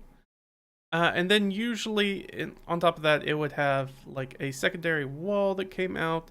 Generally like this backside, these outer walls would generally be fortified enough to be part of the wall.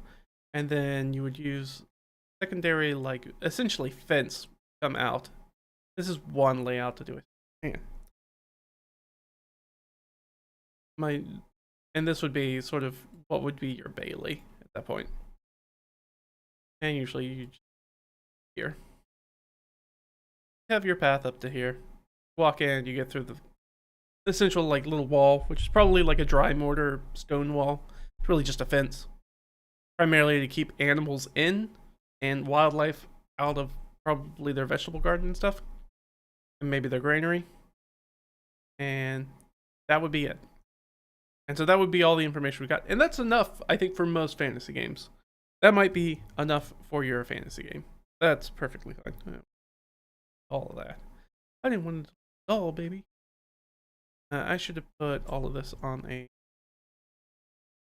different layer. That was bad. I think at some point I'd figure out how to use this program.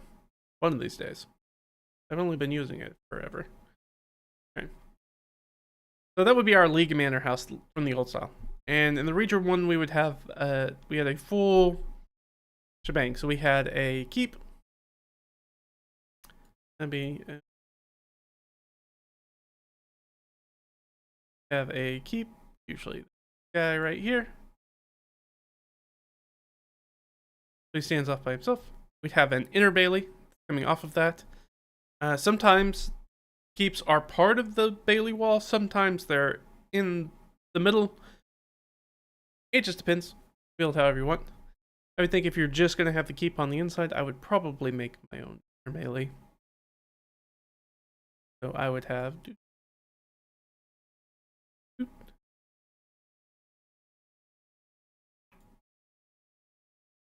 and then we'd have that outer bailey. So if we wanted to this way, I might do this. That's going to have its own gatehouse. Gatehouse here. Pick out. Which this one does not have any towers on it, so it would be this. And this would have a full moat around it. Moat or ditch around it. We've got the gatehouse, we've got the outer bailey, we've got the inner bailey. We'll have house here. And then we would have some water. And that would function.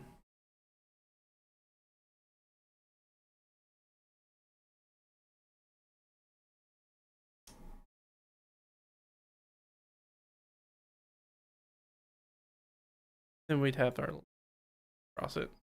Boop. Boop. That's it. Quick and dirty, but it kind of gives you the idea. So it doesn't say anything about hoardings, whether there's crenellated stuff. But it does give you, if you just need a basic idea for super fancy stuff, you can definitely use the old one very easily. It's very easy. 1d6 roll, bam, you're done. Bam, you're done. Bam, you're done. It's like, and when I play a game that tends to be a lot more, the games that I play, games that I run tend to be a lot more politically motivated. So things like the defensiveness of a castle might be incredibly important as to whether somebody decides whether they attack it or whether they siege it or they send in some assassins or something like that. So that's what all the old ones would look like. Control A, neat. Alright. Let's move on to one of the new ones. So this is the new League one. So we know this is in the wild. We know that it's built on the hill. That'll be very easy. Grab one of these guys right here. Make us a hill. So it might be on the hill like thus.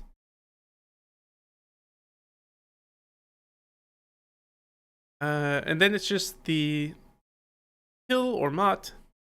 We have a keep and palace, so remember that we have two separate types of here. So we might have that keep. You know what? For this guy, I'm gonna another circle. How about that? You might have this guy. We'll say is the keep, a little round keep. There's a German word for these guys, like a Bergfried. I believe that's the name. I'm gonna look that up real quick, and then I'll swap over. Actually, I can. Oh. Bergfried. Give me a good look at this. It's all been like super recent in my mind, having played Kingdom Come Deliverance. Alright, these are not. I found a band named Bergfried. Yeah, I was looking for like a nice. Yeah, actually, this is pretty decent. Example, kind of. Let me just copy that image and I'm gonna drop it here. How about? Yeah. Bergfried. So that's that big guy right there. Incredibly phallic. And next to this would be like the palace. So this would be like the place where people, there's a little bit nicer home to live in than this thing, which is primarily just a defensive structure. It needs to be really tall so it can look out over the walls, shoot down on things. This one does not have hoardings on it. In fact, a crenellated stone one. But, and it seems like, no, those aren't mature. They kind of look like it, this little fringe around the top, but I don't believe they are. Hard to tell from. I don't believe so, though. So, that would stand off by itself. Usually it's not part of the wall, but could be part of the wall, especially if you have a square one. Or you could really make it like the strong corner foundation of whatever your inner bailey is. Could do that. Alright, so we have the keep, we need our palace. Yeah, you know what, why freehand it?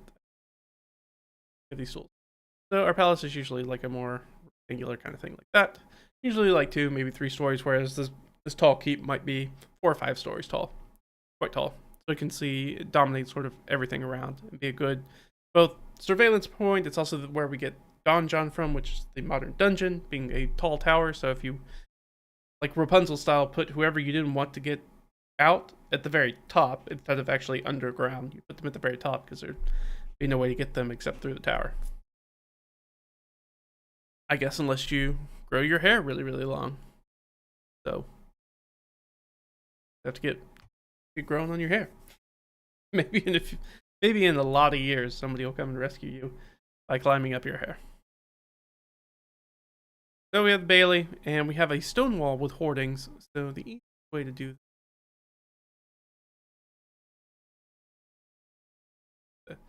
the palace may or may not be part of that. Actually, I think the easiest thing to do would probably be to, and I don't even know. I'm just gonna freehand it. Why not? I know it's ugly. I'm sorry. So you'd have like a guy. I guess in this instance, I would probably make. I want the defensive keep building probably really close to kind of the gate area. We don't have a proper gatehouse, so we just kind of have a gate area. But this thing can then oversee it and fire down on anybody that's in there. But we're also going to have these hoardings, basically double line. So all the way around this thing, you're going to have those wooden top layer. It has tons of spots where you can have archers and people shooting stuff out and dropping stones and boiling water and all our good classic medieval attack movie cinematic tropes. Have all that stuff. Now within here in the Bailey, there's always going to be other stuff. You might have all sorts of animal pens and a stable that's in here. Probably have some sort of smithy or carpenter shop or workshop or something like that. Probably going to have some vegetable paddocks out here. You might have some beehives, some honey. They would fill this stuff up. It wouldn't usually just be an open space. So you would want a little bit of open space for stuff. Because people would need to ride in here and be like, oh, there'll be like a big circular place where they can like move around, drop off carts and stuff, and get back out of Dodge. That would be essentially what this was. Am I missing anything else? That's it. So as we can tell, like way different than the stuff we were building before. We have a much better idea of stuff that might be in there. But that's the basic thing. So hill, on top of that hill, we're going to put a crenelated wall, a stone wall. It's going to have those hoardings on top of it. Now, if you have a massive wall like this is going to be pretty difficult to actually, if you put hoardings all the way around, pretty difficult to actually man. That's a lot of wall to man. But the nice thing about hoardings is that it allows you to conceal kind of the amount of people that are actually defending. So almost like a panopticon. It's that because you can't see how many defenders there are or where they're stationed, they could be anywhere along the wall at any point in time. Hey Chris, how you doing? Number of tower levels question. Do you prefer to write to the number of levels? Fill the tower up or keep the number of levels to what you already outlined to run? Oh, as for like how tall the towers actually are? The towers are pretty, I feel like they're usually fairly standardized. They tend to, in general, be about 3 to 4 levels. It depends on what type of tower. Like an outer tower really doesn't have much going on. It's usually like, they might have some sort of, most of the bottom parts of those towers don't have anything in them. And then you have the defensive layer, which is usually kind of in the middle, and then at the either in the middle or at the top, if it's a Bergfried like that, like our big one, all the defensive stuff's primarily at the top. And then the middle sections might have some arrow slits, but otherwise that's where people, if they have to retreat specifically to that one central building to live and defend themselves, they're usually that middle layers, like where they live. And then stuff at the bottom is where they can throw prisoners, because they're usually only accessed through a floor hatch. down to that bottom level because the entry into the tower is like on the second level. So they could throw people down there. That you could technically keep stuff down there, but it's probably really wet and dank down there. So if you were trying to put grain or stuff down there, that stuff would probably spoil and get eaten by vermin. But you could technically do that. So hopefully that answers your question. Let's move on to our next one. So this is going to be our most... I've done a few of these examples. This is not going to be the most difficult example I've made, but there is one. It's got a bunch of stuff in it. All right, so this is an old place. It's settled. It has also the same keep and palace structure. So I deleted that stuff, but we will go ahead and remake it. This time, let's go with a nice big square tower. Nice big. I might have to make this a little smaller because we're gonna do like 2 layers. But I might not make the Bailey's. And then again, we're still going to have guys over here, which is kind of like the palace. They might be pretty close to each other. They don't have to be. In likely case, if this place got attacked and they got all the way into where you had to fall all the way back to the keep, they're probably going to burn the palace. Generally, most of the time, made mostly of wood anyways, because it's not meant to be particularly defensible. So around this, we're going to have a bunch of wetland. So let's swap this. Ooh, that's not what I meant to do. So let's do this. Now we'll swap the colors. We're going to have a bunch of wetlands out here. Kind of surround our area. Makes our place super defensible, but also kind of a pain in the butt to build on. But this place is not new, it's old, so it must have a pretty sturdy foundation. Likely this is on some sort of rise that's sticking out of the marsh or wetland anyways. So that should be fine. So we've got our inner bailey. We've got that stone wall with hoarding situation again. Up these. Make a gatehouse. Let's make the gatehouse. We usually want it to be pretty defensible next to the keep. I didn't leave myself a ton of room, but let's say like there-ish. That's fine.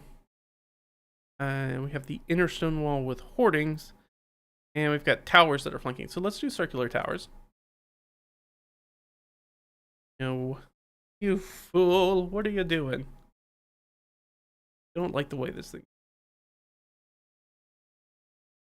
So we're going to have these circular towers that are going to be flanking our gatehouse. I know nothing will be perfectly aligned. It's supposed to be. And we also have some corner right here.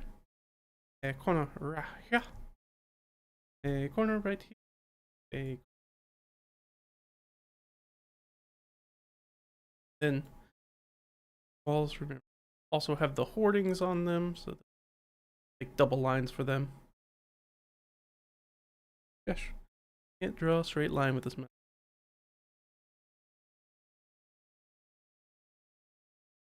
Fine. You guys know what I'm talking about. Use your imagination, and it looks fantabulous. So with the hoardings, down this way, and then stick out a little bit. Now this starts to look like what we would identify probably as a castle. Now that looks quite castle-like. And that would be our full inner bailey. And then remember that we have the timber palisades on the outside with more hoardings and another gatehouse with the same sort of situation. So at this point, we have a full moat. So I'm going to put the moat. I'm going to put the moat in between, I think. We can make the moat fully around. Yeah, let's do it that way. I like that. Send it. So we're going to have this moat that goes fully around this guy. The moat's only around the inner bailey. This is mainly just because of how I ended up drawing it. We could make it around both, but I kind of like being around. I kind of like that.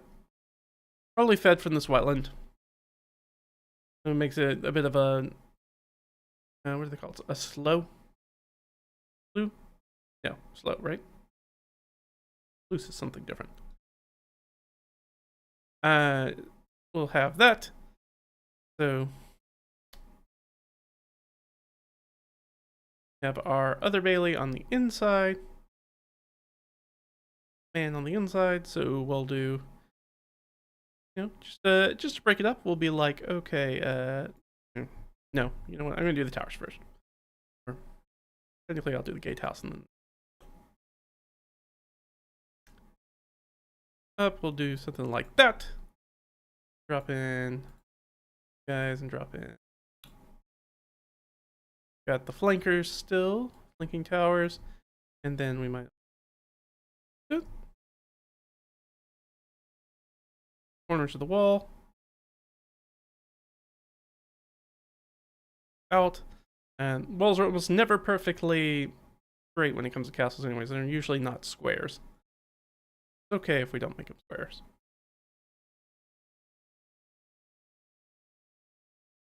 The hoardings, remember, this is all going to be, this entire outer area is going to be wood. Actually, that is an important thing that I meant to update on a sheet and we didn't do it.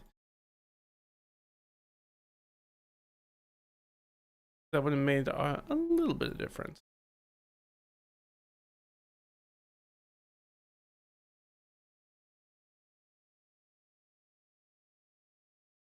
Wobbly walls.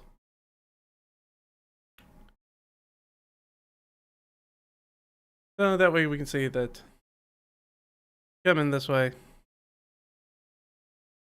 Probably a path that comes through this wetland. You come in through this gatehouse, go out, and then there's probably head out this way, go across this moat here, and into here. Oftentimes you'll see castles are kind of built this way, where in between the baileys, you can't go through the baileys in a straight line. It forces you to have to take some angles to get through there, or different ways. Sometimes it's about momentum, sometimes it's about their ability to move large siege machines like battering rams through the streets. Anything that has a hard right angle makes that really difficult for them to do, which gives you more time as a defender, which is always good. Generally in these sort of defensive situations, you're playing for time, because time means the likelihood that the siege is going to break. Or the attack will be unsuccessful. Either you're going to have allies that are going to show up, or they're going to run out of food, or they're going to start. Illness is usually one of the biggest factors, and hopefully that they will be in enough squalor and moving in and around this moat that again has probably got a lot of human and animal excrement in it that they're messing around in and around, and the wetlands that they will probably get sick and won't have enough fighting force and they'll have to withdraw. The only slight issue with doing construction like this that I can say is that if for some reason they're able to secure the outer bailey but they don't get into the inner bailey, that still means that they basically have a little mini castle themselves that they can hold. So, and you generally only have this one way in or out. Now, most castles some sort of secret way that, or postern gate or something that allows them to get out over here. Or a tunnel or something. Probably not a tunnel in the wetlands, but probably a postern gate that's got like a... there's a name for it, like a little jetty, little dock. Oh, I forget the name for it. Just basically like a little private, almost like rowboat dock. Sits off castles like this that you could just hop in and, take a boat and get out of there if you really need to. If you were a noble who needed to abandon that or needed to send a messenger out, that you could probably do that and not get caught. Now let's go back and make the change that I was going. Show you back. That's not the right one. That's the right one. There we go. And one of the changes that I had forgotten to make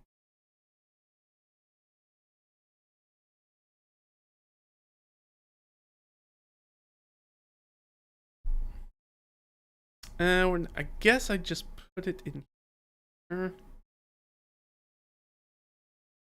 Roll on Bailey construction. Don't know the short code, alt code for greater than or equal to. Equal or better than wall. Which is not something I did. I need to do that. But we can go back and make that fix real quickly. So, if we look back, over here, there's a little scratch pad. Zip, zip. We know that we have a stone wall with hoardings. We didn't have anything else going on there. Don't have to worry too much about it. Down over here, we have gatehouses. And towers. Primarily the towers is what I'm... So, what I don't have down here is the construction of those towers. I'm going to roll for the construction of those towers. 2d3, but it can't be any less, because the towers will always be stronger than the wall, the curtain walls in between them. I think I rolled a 5, which I think is exactly what we were at. Right? Yeah, stones with hoardings. Okay, so this wouldn't be any better, because we already have stone walls with hoardings. However, this one, we might have stronger stone towers attached to timber palisade.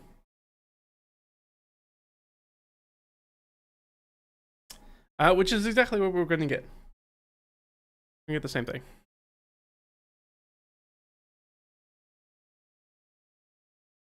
And then we're going to be stone with hoardings. Then the towers flanking this, we're going to be stone with hoardings.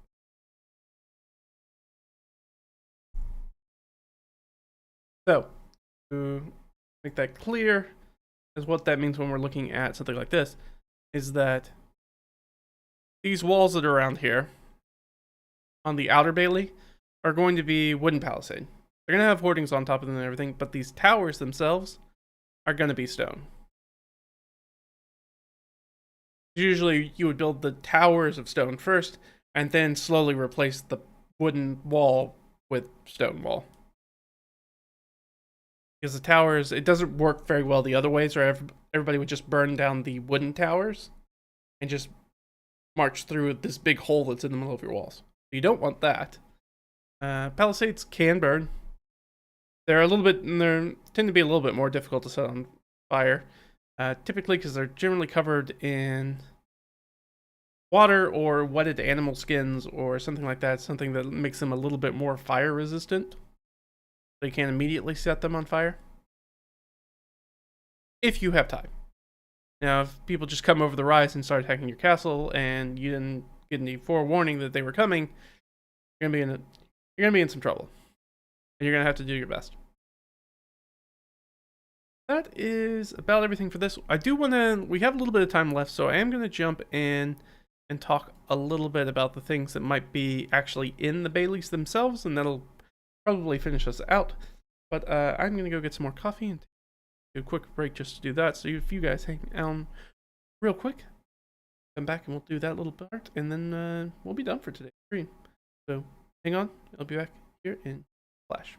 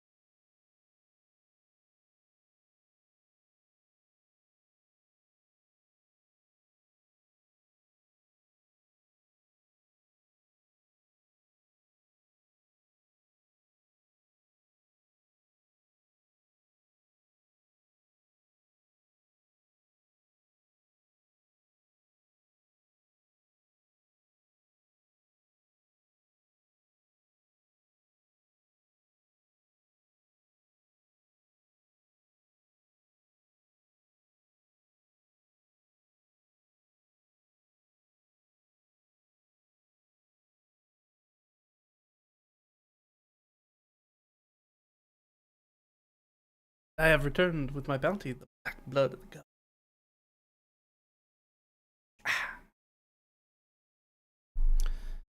So, I said that we wanted to talk a little bit about stuff that's actually in there. We can talk about the manorial estate in general. If we wanted to. I was thinking about maybe doing this as part of village stuff. Talk about some more world building village stuff, but we can put it here too. We'll put it down here. So, and I might move it over to my current spot. I don't know if it's really what I'm looking for when I'm using those tables, those hex stocking tables. But put I don't know, parts of manorial.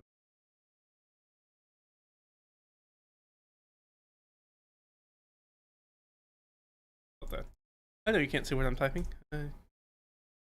Second, doing it.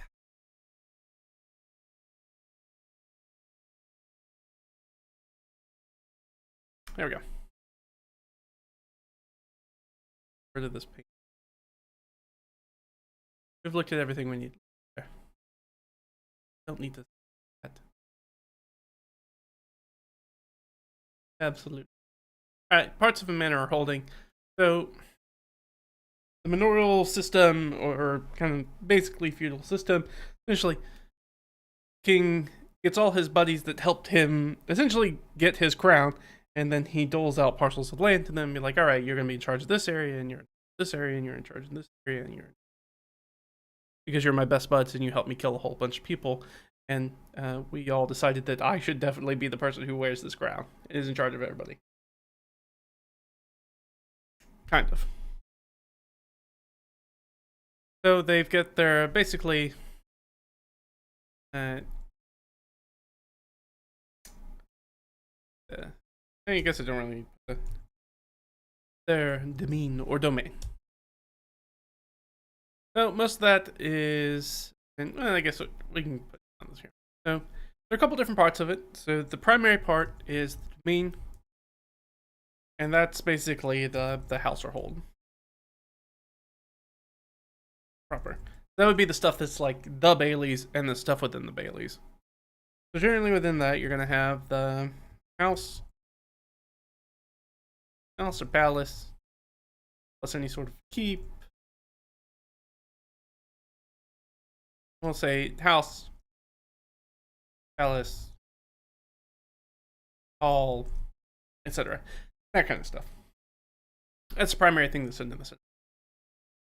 In addition to that, there's a lot of other things that you might have, usually attached to that, especially if you're doing a very classical Western European thing, is you're probably going to have some sort of private family chapel.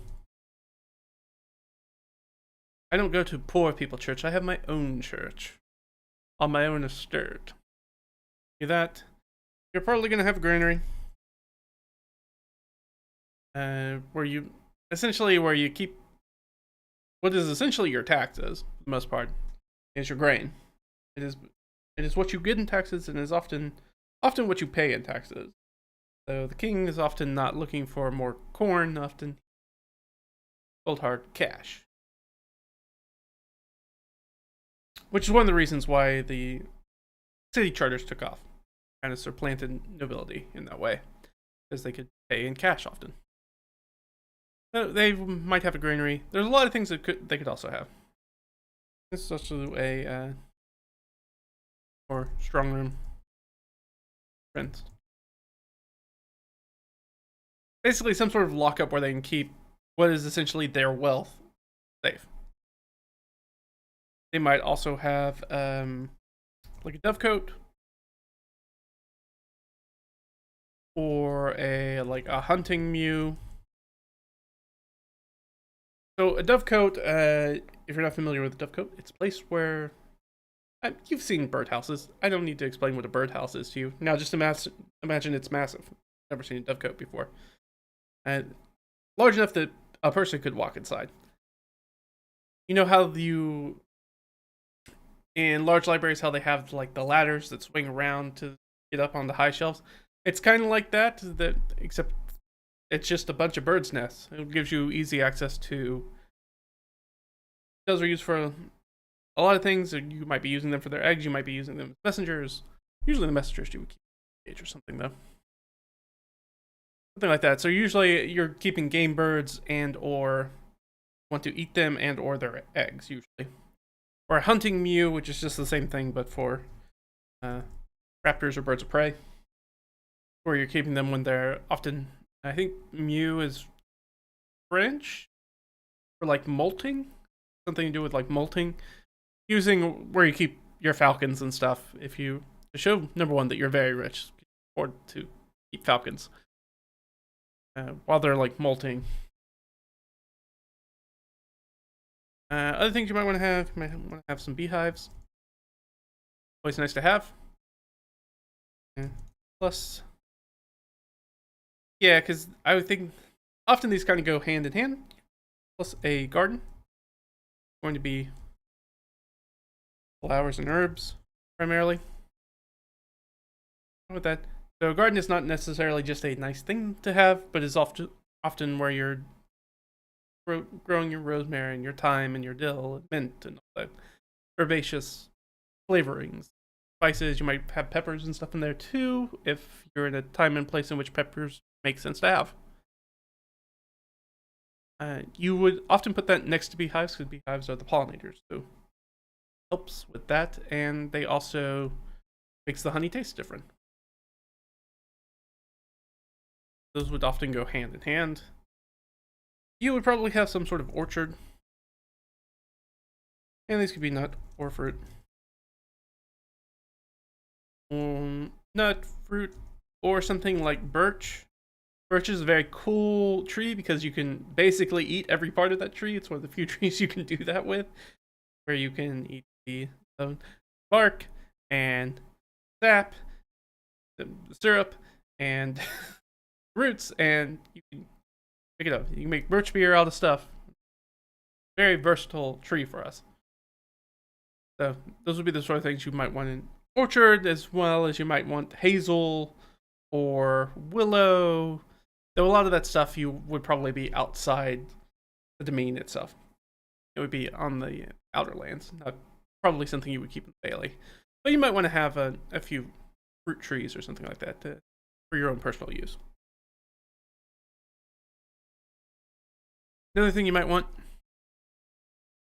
stock pond. I can't spell it that way. Stock pond. Yeah, nice to have fish and eels and that kind of stuff. Useful. You're gonna probably have a vegetable croft. So while this granary or strong room is gonna hold most of your like wheat and barley and cereal grains, you're also gonna want a vegetable croft that will help you tide over things, as well as just give you some more options for things to eat. It's nice. You notice that a lot of this is very focused around food. One, because one bad harvest, most people can starve, including you. And if you are, say, besieged, nice to have a source of food within your walls. So a lot of this is very food oriented, but food is also very much wealth in a very feudalistic kind of society, where most wealth is not held in hard currency, but in property. Land and property. I already did cistern. Yeah, I mean, there's gonna want a well or cistern. You need food, gotta have water. Well, I think everybody knows what a well is. A cistern is just a reservoir of water. It's usually underwater, underground. Not always, but usually. Think of it like a water tower, but underground, and you pretty much got it.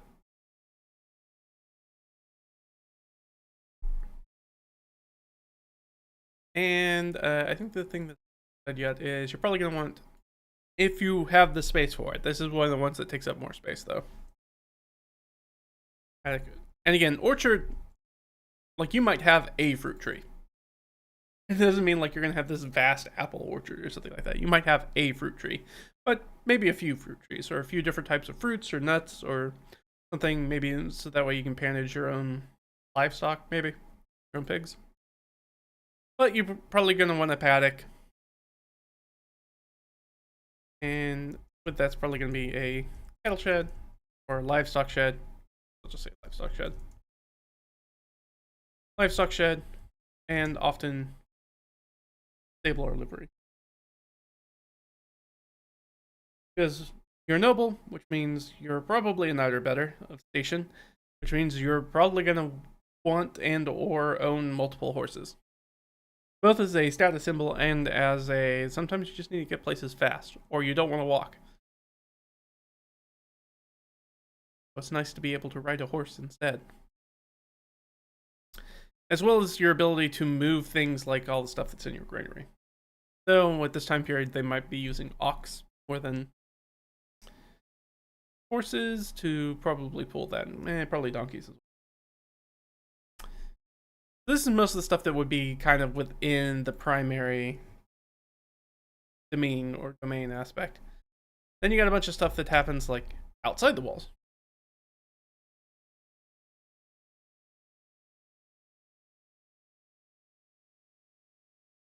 There is a really good image that I like that tells a whole bunch of different stuff. And I think we'll put it in a second, but it may take me a second to find. I've used it forever, and it's a really good, just like basic primer for just what is the. I'll just look it up. The layout for a village. It's very simple. It's not an diagram. It's gonna be in here. I know it's gonna be quite the popularity. It might take me a while to find. Definitely. No. I already looked past it. I already went past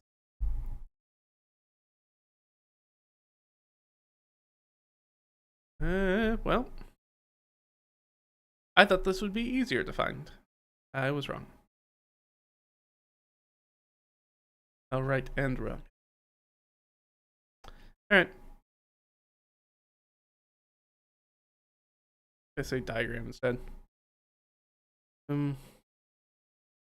Yes, there it is. Functional model of a late medieval village. This is a super useful, just basic thing. If you want to save like one image that kind of gives you an interesting idea of how a village would be laid out. This is, again, not all villages perfectly adhere to this, but a lot of them are essentially this. So in the middle of the village, usually you're going to have a village church. It's usually what's in the middle. Go ahead and add that. Here. So let's go ahead and put like the because usually the manor's situated away. It means situated somewhat away from the village itself. Usually, like we try to do with the holdings, is usually it's on some sort of defensive area or area where they can surveil pretty well. Usually it's on a hillside if they can, or higher up land if they can, if there's anything nearby. Can do that. We're gonna have the village. You have centered on a church. Just because I've been playing, I just finished KCD 1, rat house or administrative building, or a square. A square will often have both those things next to it. Now this is our admin building.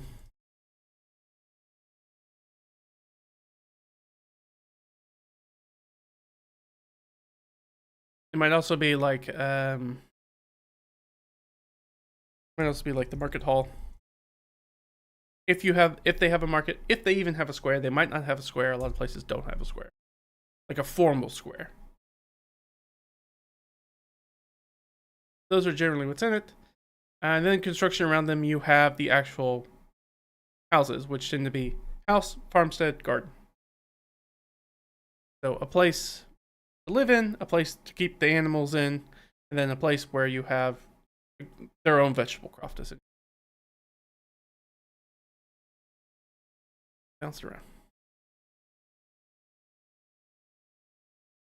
So usually this is surrounded. I guess I should put up here, or major road. Oftentimes that'll be what it is, or sometimes it's like a pond or lake. Those tend to be the things that show up in the middle. Usually some collection of those things. A church, some sort of rat house or market hall or administration building or basilica or whatever you're calling it, the bailiff's residence, whatever. A formal square, though rare, or rarer than you would think.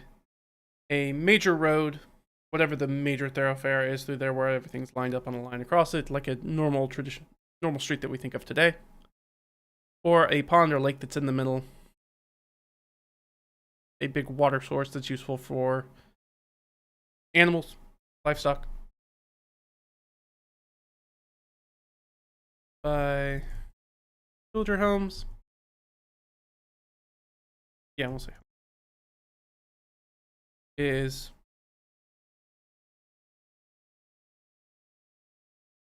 house plus basically animal pen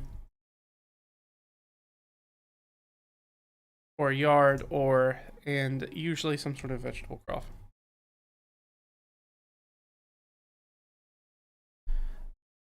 I'm trying to think of it again. I'm trying to think of an example of, like, a lot of those make sense if you look at things from Kingdom Come Deliverance.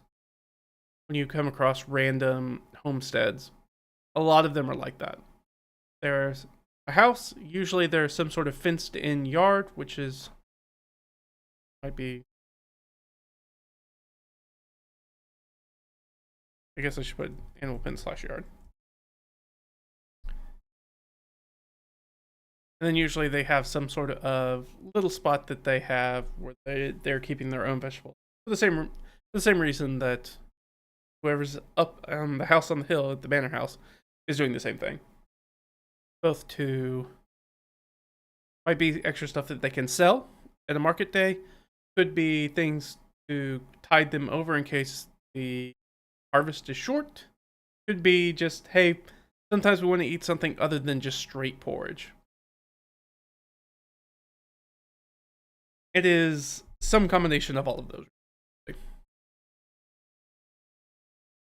And this would be, most of the time they're going to keep either chickens or pigs. Those are primarily. They might have a goat. They might have sheep. Generally for anything that's like goats or sheep, those are going to be out in pasture, so you don't really need them because you need a whole bunch of them to make money off of them. Whereas a pig, you're mainly keeping to slaughter later. Go back and look at that image. And I capture everything from this, I think. And then they've got their 3-field system. It's basically like fields. Fields, which essentially come in just a few different flavors. Oh, my music's over. Why? Well, there you go. We went so long I ran out of music. That's okay. Keep going. We'll get through this and then we'll be pretty much done. In the fields, it's usually traditionally that's a three field system. There are 2 field systems, there are 4 field systems, depending on where you are geographically as well as when you are timeline wise as to which one they are. You also have 1 field systems, which is just slash and burn agriculture. Systems in use. All you need to know about that is usually you have a winter field, a spring field, a fallow field. So you'll have winter grain, usually spring grain, and then you'll have the fallow field, or the field that you leave alone to recuperate.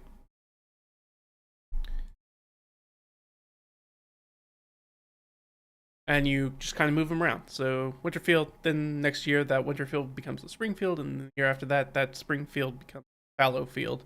And you don't plant anything on it, so that way you give the soil some time to recharge. Now, once you start moving into more complex agricultural systems, they'll do things like sometimes they'll plant nitrogen fixing plants, crops in that area.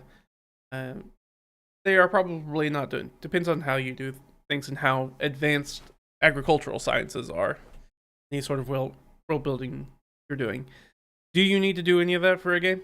Not really. Adventurers aren't really concerned with crop rotations, but it might be important if you want to. If you need to talk about if you're going to have like a major quest line or something about famine, or famines leading to a rebellion or something like that, which is often what happened. First comes the famine, then comes the peasant rebellion. So remember that this domain up here, this fortified positions, doesn't always just protect from outside entities. Sometimes it's where you have to hole up and until you have an opportunity to murder enough of your peasants that they fall back in line. It's often it. Like I said, there's two field systems and 4 field systems, and there's integrated intercropping agriculture. You really go down a rabbit hole. There's a lot of cool things. It's a really cool way to differentiate how different societies or different areas do their agriculture. You can have a lot of fun with that. But traditionally, a 3-field system is in use. So if we look at this back at the diagram, I think the only thing that's missing here is the meadow.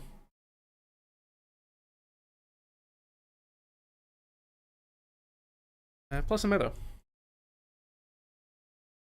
which is kind of the 4th. And to my knowledge, I don't think the meadow, they changed that, because the meadow always needs to be planted with grass.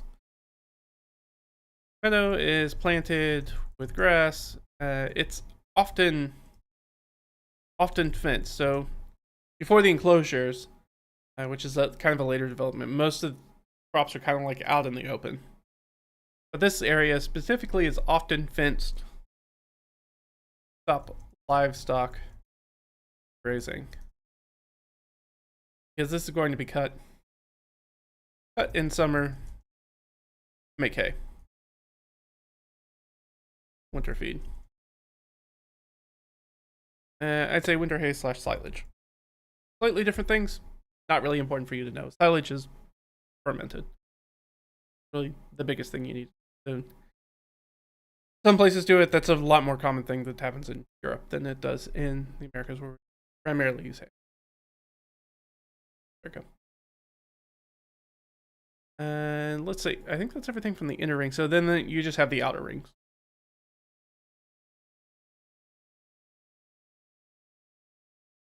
And we'll just call this like the outer lands. And in that, you generally have the woods and the pasture.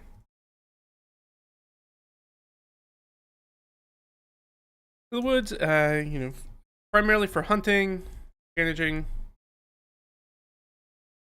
and lumber, fuel. Fuel and timber, let's put it that way. Or we'll say materials. It's hard to call it lumber or timber. Most of the time it's coppiced willow and stuff like that that's out there. We're getting way in the weeds, by the way, when I start talking about coppicing willow or hazel. Coppicing is a type of way that you cut a tree, so that way you get a lot of thin, slender branches. So that's how they make the wattle fences, with the parts that are like interweaved around poles. That's how you have to do that. And then the pasture is for animal grazing. We'll go ahead and, I guess I should probably technically say livestock grazing. Like I said, a villager might own multiple sheep or goats. Unlikely that they're going to be in the animal pen or yard. That's pretty much only going to be used most of the time for pigs. just in a pigsty. Everything else is going to be out because pigs can eat just about anything, so you can toss them any of your leftovers and stuff like that, and they'll eat that. The livestock grazing, primarily sheep, goat, cattle. Cattle's pretty rare. Goats are pretty common. Nice thing about goats is that they can eat a lot of stuff, and they can survive in a pretty good when things are lean. They survive pretty well like that because they can eat. They're not very picky eaters. Sheep are a little bit more picky, but you get wool out of them and lanolin. Really nice. They're a little bit more useful as far as like generating money. But most people are likely of any animal to own, I guess, most likely to own chickens, pigs. Oh no, they knocked.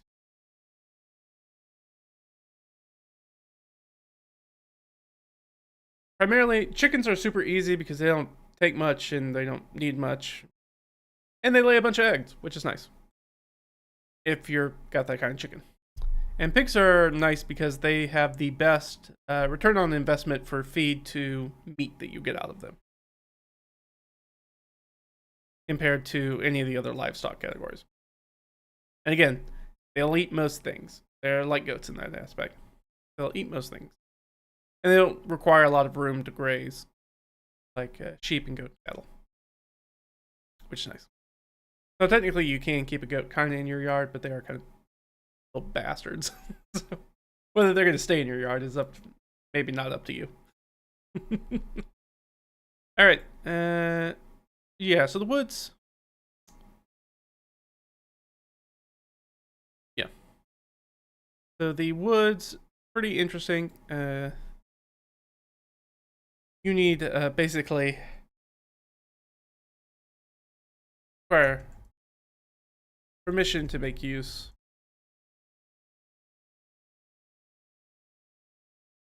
We'll say it requires Lord's permission.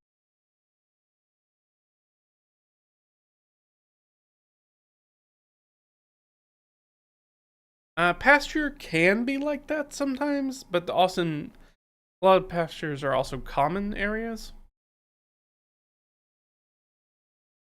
Sometimes commons. Sometimes it's common land that anybody can use.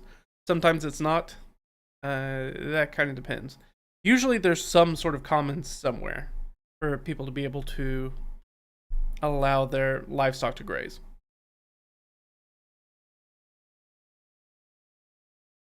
Or poaching. This is the ones that I think that Kingdom Come Deliverance does really, really well. Is if you don't have permission, you're just out, you walk into the forest and decide to start hunting hares and stuff. If somebody sees you do that, you violated the law, you criminal scum. And the guards are going to come after you. You come up across a lot of poachers, or at least I did it my playthrough. A lot of people often doing poaching. But yeah. The same thing would be... And I'd say waterways. Same thing is true for any sort of like ponds or lakes or things. Often you do not have permission, unless you get permission from the Lord, to fish or catch eels or even cut reeds. Which you definitely make use of. From everything down to light sources to like building materials. Brushes and stuff like that. I'm sure there's some other stuff we can also add in there. The village center. You might have the church rectory,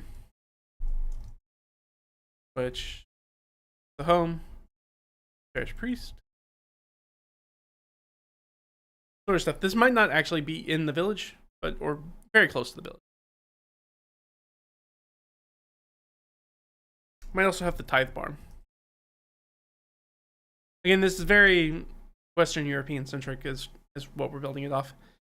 And this is the 10% tithe.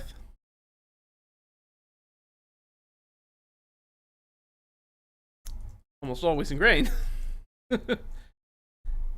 So from the yields from the system, so the church has to be able to keep that somewhere before somebody comes and gets it. Most of this is going to go to feeding your parish priest, and as being stuff that you give out as alms for the poor, able to take care of them. But they're going to have their own tithing barn. Oh, the mill. One.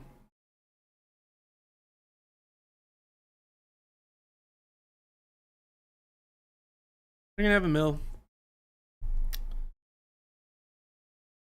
Technically the Lord's mill.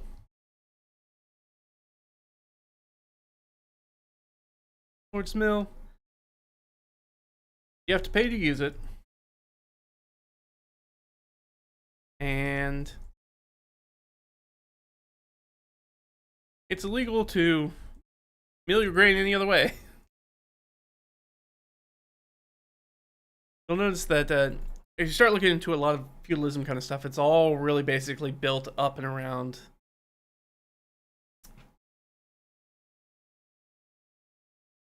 having a monopoly on stuff, including the Lord's mill. So if you want a mill that's going to grind your grain, generally the Lord owns it, and you have to use their mill. And if it's found out that you milled it by taking it to a different miller, or you have a hand mill or something at home you're using to mill your own grain, that's going to be illegal, and the Lord's going to have a problem with it, and something's going to happen to you. Probably going to be fined. You can't pay the fine. Something else worse is going to happen to you. Which, since you couldn't pay to have your grain milled at the Lord's mill, probably don't have enough money to pay the fine. So probably something bad's going to happen to you. Some sort of corporal punishment of some type. Let's see, other things. We did the tithe barn.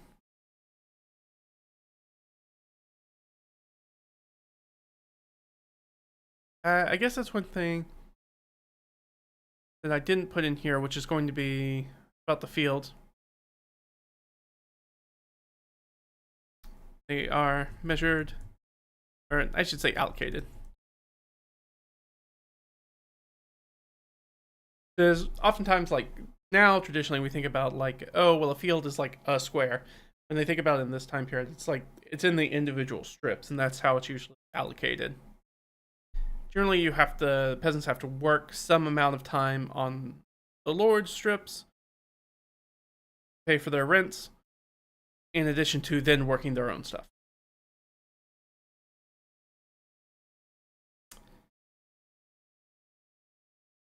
Meadows, we talked about village common. Yeah, because I don't think Wasteland's on here, is it? Yeah, Wasteland's not on here. That's one of the things that's not on here. That would definitely be in the sort of outer area,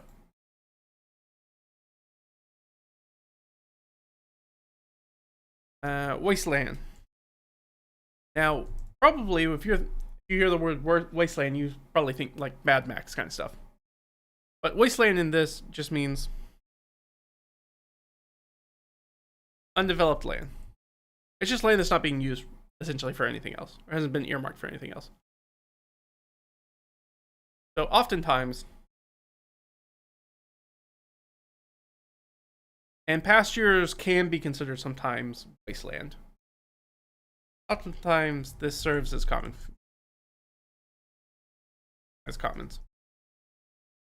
Basically, anybody can use this land. That's not always the truth. It is a system made of exceptions, but is generally wasteland is undeveloped land, and oftentimes serves as commons. Commons, which is just common land, common use land. Anyone can use, and you can use anything on it.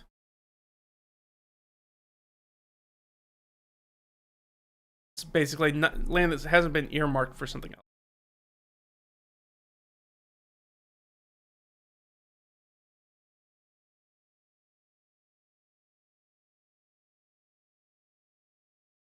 This would also be the place where you could hunt, fish, you could forage, you could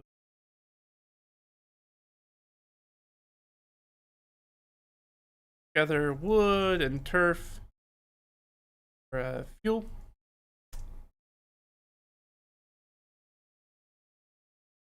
Materials, I guess. Turf you would be using for like sod for a roof usually, but you might be making wooden shingles.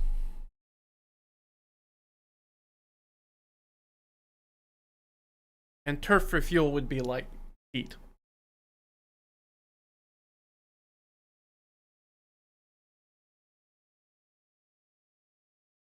Sometimes something that might be up here in the domain that we didn't talk about might be the smithy, but could also be down here.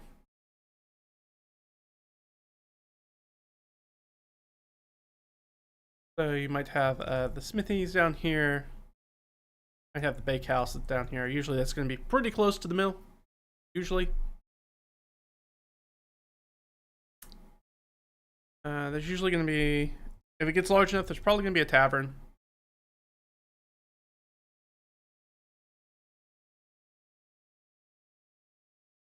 Might have orchards as well out here. When we talked about larger orchards, those would definitely be on the woods and waterways outside. Panaging, we haven't talked about that. So panaging is a thing that happens, I'm not going to look it up. It is towards the fall. September, I think? I guess it depends on where you live. Anyways, it's towards the end and kind of the turn over into fall. But the point is most people will take, usually you'll work with the Lord will give you rights for panaging. If you can't do it in the wasteland, into probably the woods, you'll get rights to be able to do that. Essentially what you do is you take your pigs, mostly your pigs, you trot them all out to the woods and you let them eat the nuts, acorns, beech nuts, stuff like that that's on the ground. It really fattens up their meat and really gets them flavorful before they are slaughtered, which is what you're about to do. So in basically the month before slaughter them, you let them hang out in the forest a little bit, hang out in the woods, and those delicious acorns. And mushrooms and anything else that's on the ground. Before you cut them. Primarily you do that at the end of the year because you don't want to feed all those animals over the winter. So you figure out which ones you want to keep. Will be probably your breeding pairs for the winter and into the spring. When they'll have their litters, and you're going to kill everybody else. So another thing that might be up here, might have smokehouse. Because if you slaughter a whole bunch of animals that you don't want to keep for winter, we don't have refrigerators or deep freezes at this stage, so the only way to really do that is you're going to have to cure them and smoke the meat. And find someplace cool. Generally in some sort of underground cellar. Lots of salt, lots of smoke. Generally does the trick. And we did that. We talked about the bakehouse, tavern, the orchard, water, which we talked a little bit about. I don't think I put watercress in there. I don't think I put anything. Other things you might get from the water.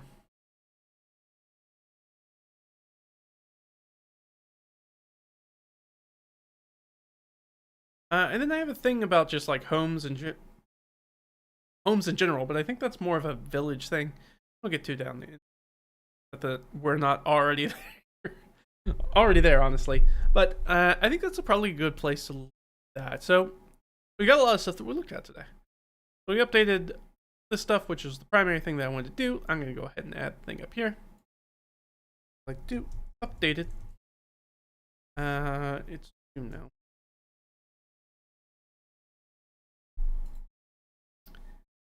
So I know the last time I touched this and updated things, all works pretty well.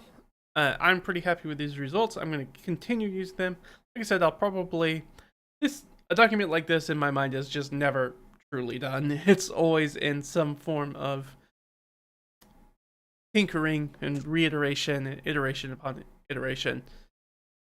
Never truly perfect, but this one has been this way for a while, so I'm happy to get back to it and change some stuff up, especially when I started to feel like those were starting to get pretty samey for me. So it was nice to come back to that. Or, yeah, it's fine.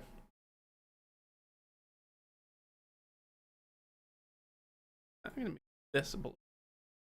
Sorry, I'm getting off topic. I'm trying to close out the stream and I'm still working on stuff. That's not me in a nutshell. I don't know. Anyways, and put that to the side. Thanks for hanging out with me, guys. I hope you enjoyed this content. Hopefully you got something out of this. I think we went over a lot of cool stuff today. We're going to do some more of this stuff. We've got the solo RPG series coming back up on Saturday. We captured that assassin, so I'm very interested. Might learn from that assassin as to targeting solo PC read. We might actually get some answers. We'll be 1 for 3 on that, but hey, you know, if it helps, it helps. We'll get some answers. That would be a big get for us. Other things. I think next thing I'm going to talk about here. I think I might talk about like medieval markets and fairs and shops, because I think that that's a thing that's sometimes underutilized in D&D. Cool. Look at the differences of those and how they operate. So we might do some of that next. I don't know if that'll be this new week or next week. I guess it'll depend on how busy I get and how far we get. Other things, if you like this content, thanks for hanging around. Make sure and give it a like. If you want to see more of it, make sure you subscribe. Helps me out. Both of those things help me out. If you have any questions about the stuff, leave it down. Also, any sort of engagement or commentary and stuff like that is always super helpful for the video. So if you're over on YouTube, go ahead and drop comments down. Yeah, it's RedRaggedFiend both on Twitch and on YouTube. Either one. Subscribe to one. Subscribe to both. Follow and subscribe. Other things down in the description. You know, if you want to help promote me, that'd be great. Share it. Tell other people about this content. Got lots of other stuff that's going on the channel. Lots of old stuff, as well as the blog, RedRaggedFiend.com. If you want to support me directly, there is a coffee link down there. As well as you can hop over to DriveThruRPG, where I have a bunch of pay what you want stuff. So if you want to see lots of I shouldn't say lots. If you want to see stuff like the tables and things that I worked on today, and you want to use stuff like that for your own games, we got some of that stuff up over there. And you can go grab that stuff and look at it. And if you can throw me a bone here or there, that's always well appreciated. Thanks for hanging out with me, guys. And I'll see you guys next time. Alright?